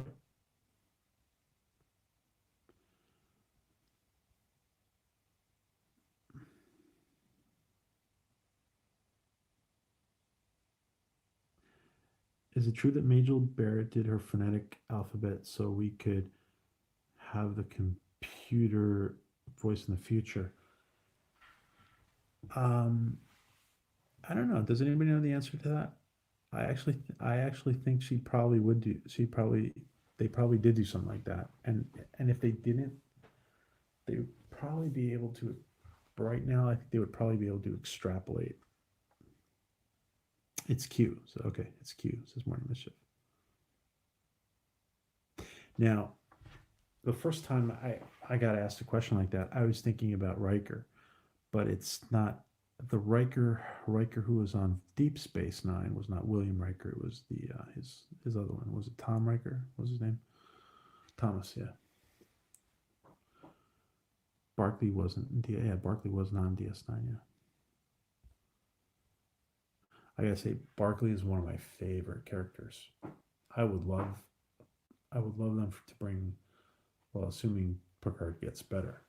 Assuming Picard gets better, I would love them to bring Dwight Schultz back to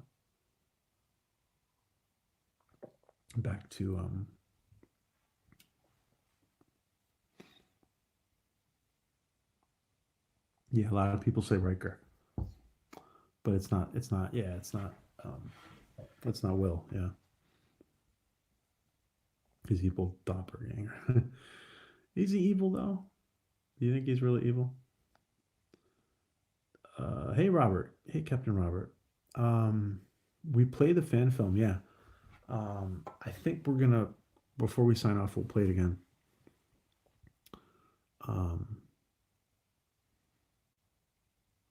Guys, subscribe to Captain Robert, to his channel, Captain Robert's awesome content, and hopefully we're gonna get to interview Captain Robert soon. We talked about it with Robert. Hopefully we're gonna get to interview you soon, Robert. The Siri, yeah, the Siri. Majel Barrett is the Siri of the 24th century. Hey, Mr. Miles, how you doing? Great to see you, Mr. Miles. Yeah, Loki. Yeah. Ferengi. Isn't it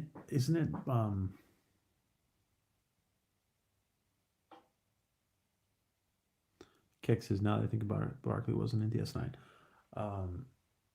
Isn't it great how, like, see the one of the things that's not going to be taken into consideration by this Kurtzman Trek people is how they elaborated some of the cultures, like the Ferengi culture, the Klingon culture. They were just so worked on in the Berman area, in the Berman era. And that work that was put into that should be respected. Muschaloja. Be right back. Muschaloja says Captain Robert. Chaloja to Captain Robert.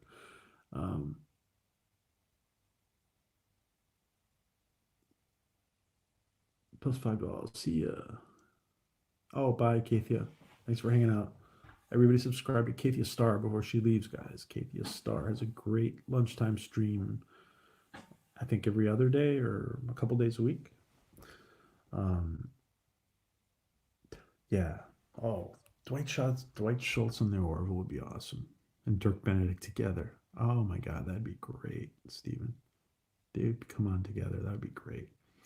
Isn't it amazing how Dwight Schultz is so good at playing emotional instability? I mean, he was more zany on the A-Team, but he just does such a good job on the Orville. In Star Trek, in general, on TNG and Voyager. He's so good at playing emotional instability. Bye, Kathia. Yeah. All right, we're gonna ask one more question. I'm gonna pick somebody. Chief Cook, are you still in here? Chief Cook, do you want to ask? We're taking the LATCHKUM and we're throwing it to you, Chief Cook. Do you want to ask a question? Do you want to ask a question, Chief Cook?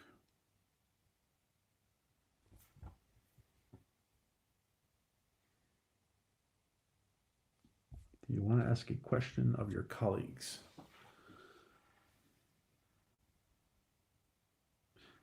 Yeah, Stephanie Littlepage. That's Captain Robert's wife. Yeah. Oh, that's great, Big Daddy. That's awesome. Yeah. Here, one sec. Thanks for doing that. Yeah. Oh, wait a second. Oh, okay. Yeah, Steph's Twitter is.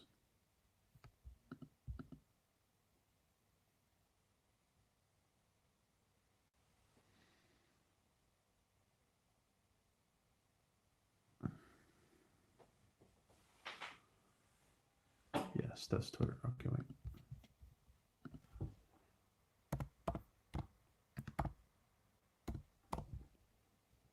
Stephanie Littlepage. Steph Littlepage. Yeah. Oh. Yeah, this is Steph's Twitter.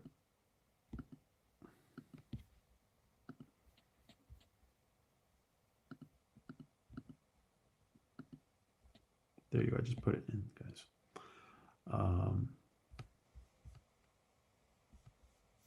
Yeah. Oh, I'm seeing Big Daddy. I'm just seeing your message. Okay.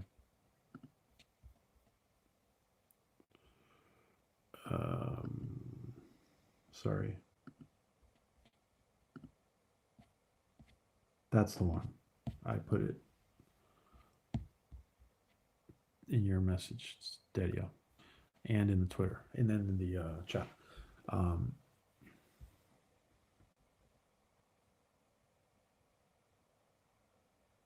Question. Which captain is the most experienced? Which captain is the most, that's right? Which captain is the most experienced? So which captain of all our captains is the most experienced, guys? What do you think?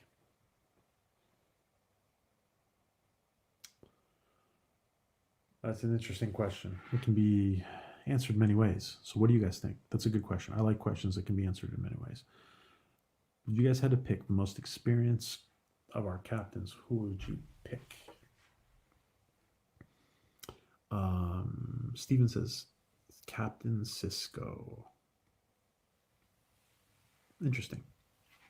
Guys, by the way, remember that Sisko didn't even start DS9 as a captain. He was a commander. But that's a good answer. Mr. Miles says Janeway. Mr. Miles says Janeway. Mr. Miles is a Janewayer. Do we have more Janewayers in here? Picard, says Joe Lau. Kick 44 says Picard. Cisco Loki says Cisco's always my favorite. He didn't put up with shit, but Kirk in the movies knows his shit. Good answer. Good answer, Loki. Captain Pike pre wheelchair. Classic review says. Good answer. Yeah, the most George Peter Gatsis says the most experienced captain is Captain April, Captain Robert April. Good answer, George. Classic review says not STD Pike. I do like, yeah, I agree with Classic Review. I do like Anson Mount playing Pike though. If they could free him up and play a normal Pike and not this restricted Pike, confined Pike that they have.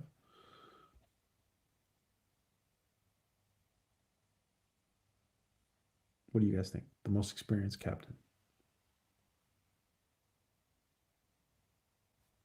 Anybody else? I would say, and of course, it also depends on their point in their lives, because we're looking at these characters. Some of these characters we're looking at through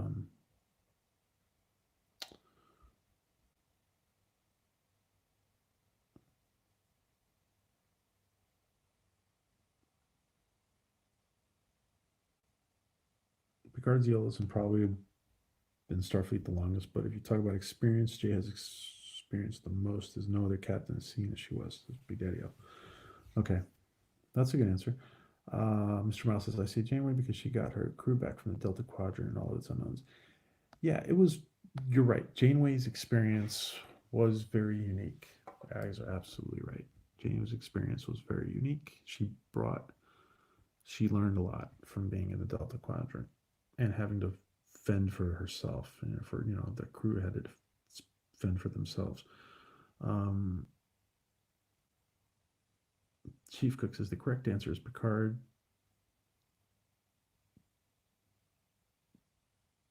Gene. Oh, I think you're saying Gene Roddenberry would say Picard is more experienced than Kirk.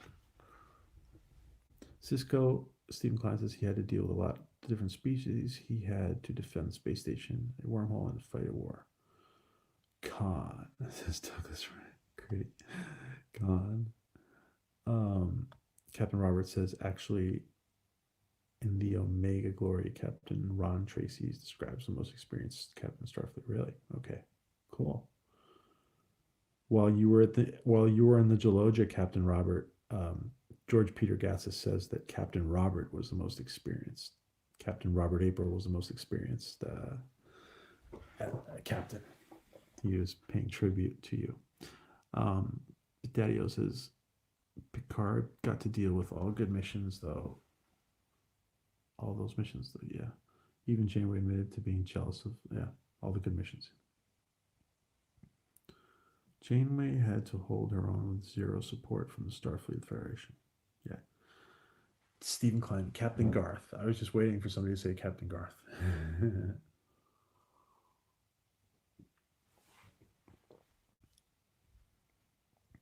Captain Robert Hale, brother. Yeah, we're all glad that Captain Robert is recovering well. Absolutely, guys.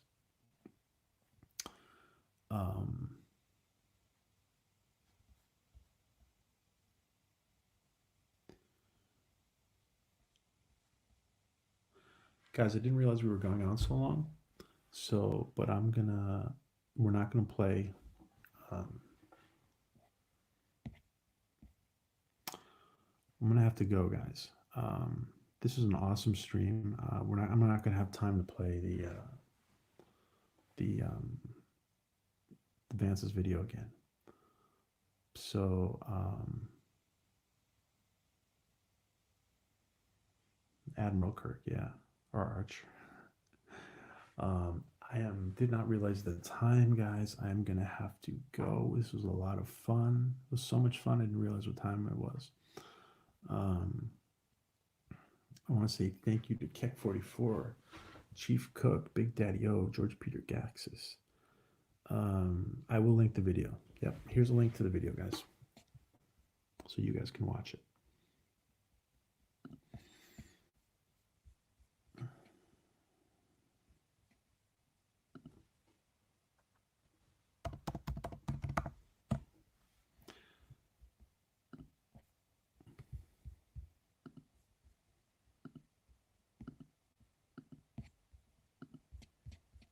Okay, guys. Here's a link to the video. Thanks for reminding me, George. Guys, everybody subscribe to Captain Robert April, to George Peter Gatsis, to Axonar, to Loki, to all these great channels we have in here today, guys. Thanks to everybody. Thanks to Loki, Douglas, Captain Robert, Jet Screamer, Douglas Grady, Keck 44, Chief Cook, George Peter Gatsis, Big Daddy O, Mr. Miles, Stephen Klein. Thanks to everybody who was in here before too, guys. Classic Glue Reviews. Subscribe to Classic Glue Reviews, guys. Thanks to everybody. Kathia, thanks to everybody, guys. You guys have a great night, and use that link and go watch it again yourselves. It was fun. It was a lot of fun tonight, guys, and thank you to Vance. Thanks to everybody. Yeah, it was lots of fun. Thanks, Joe. All right. Good night, guys.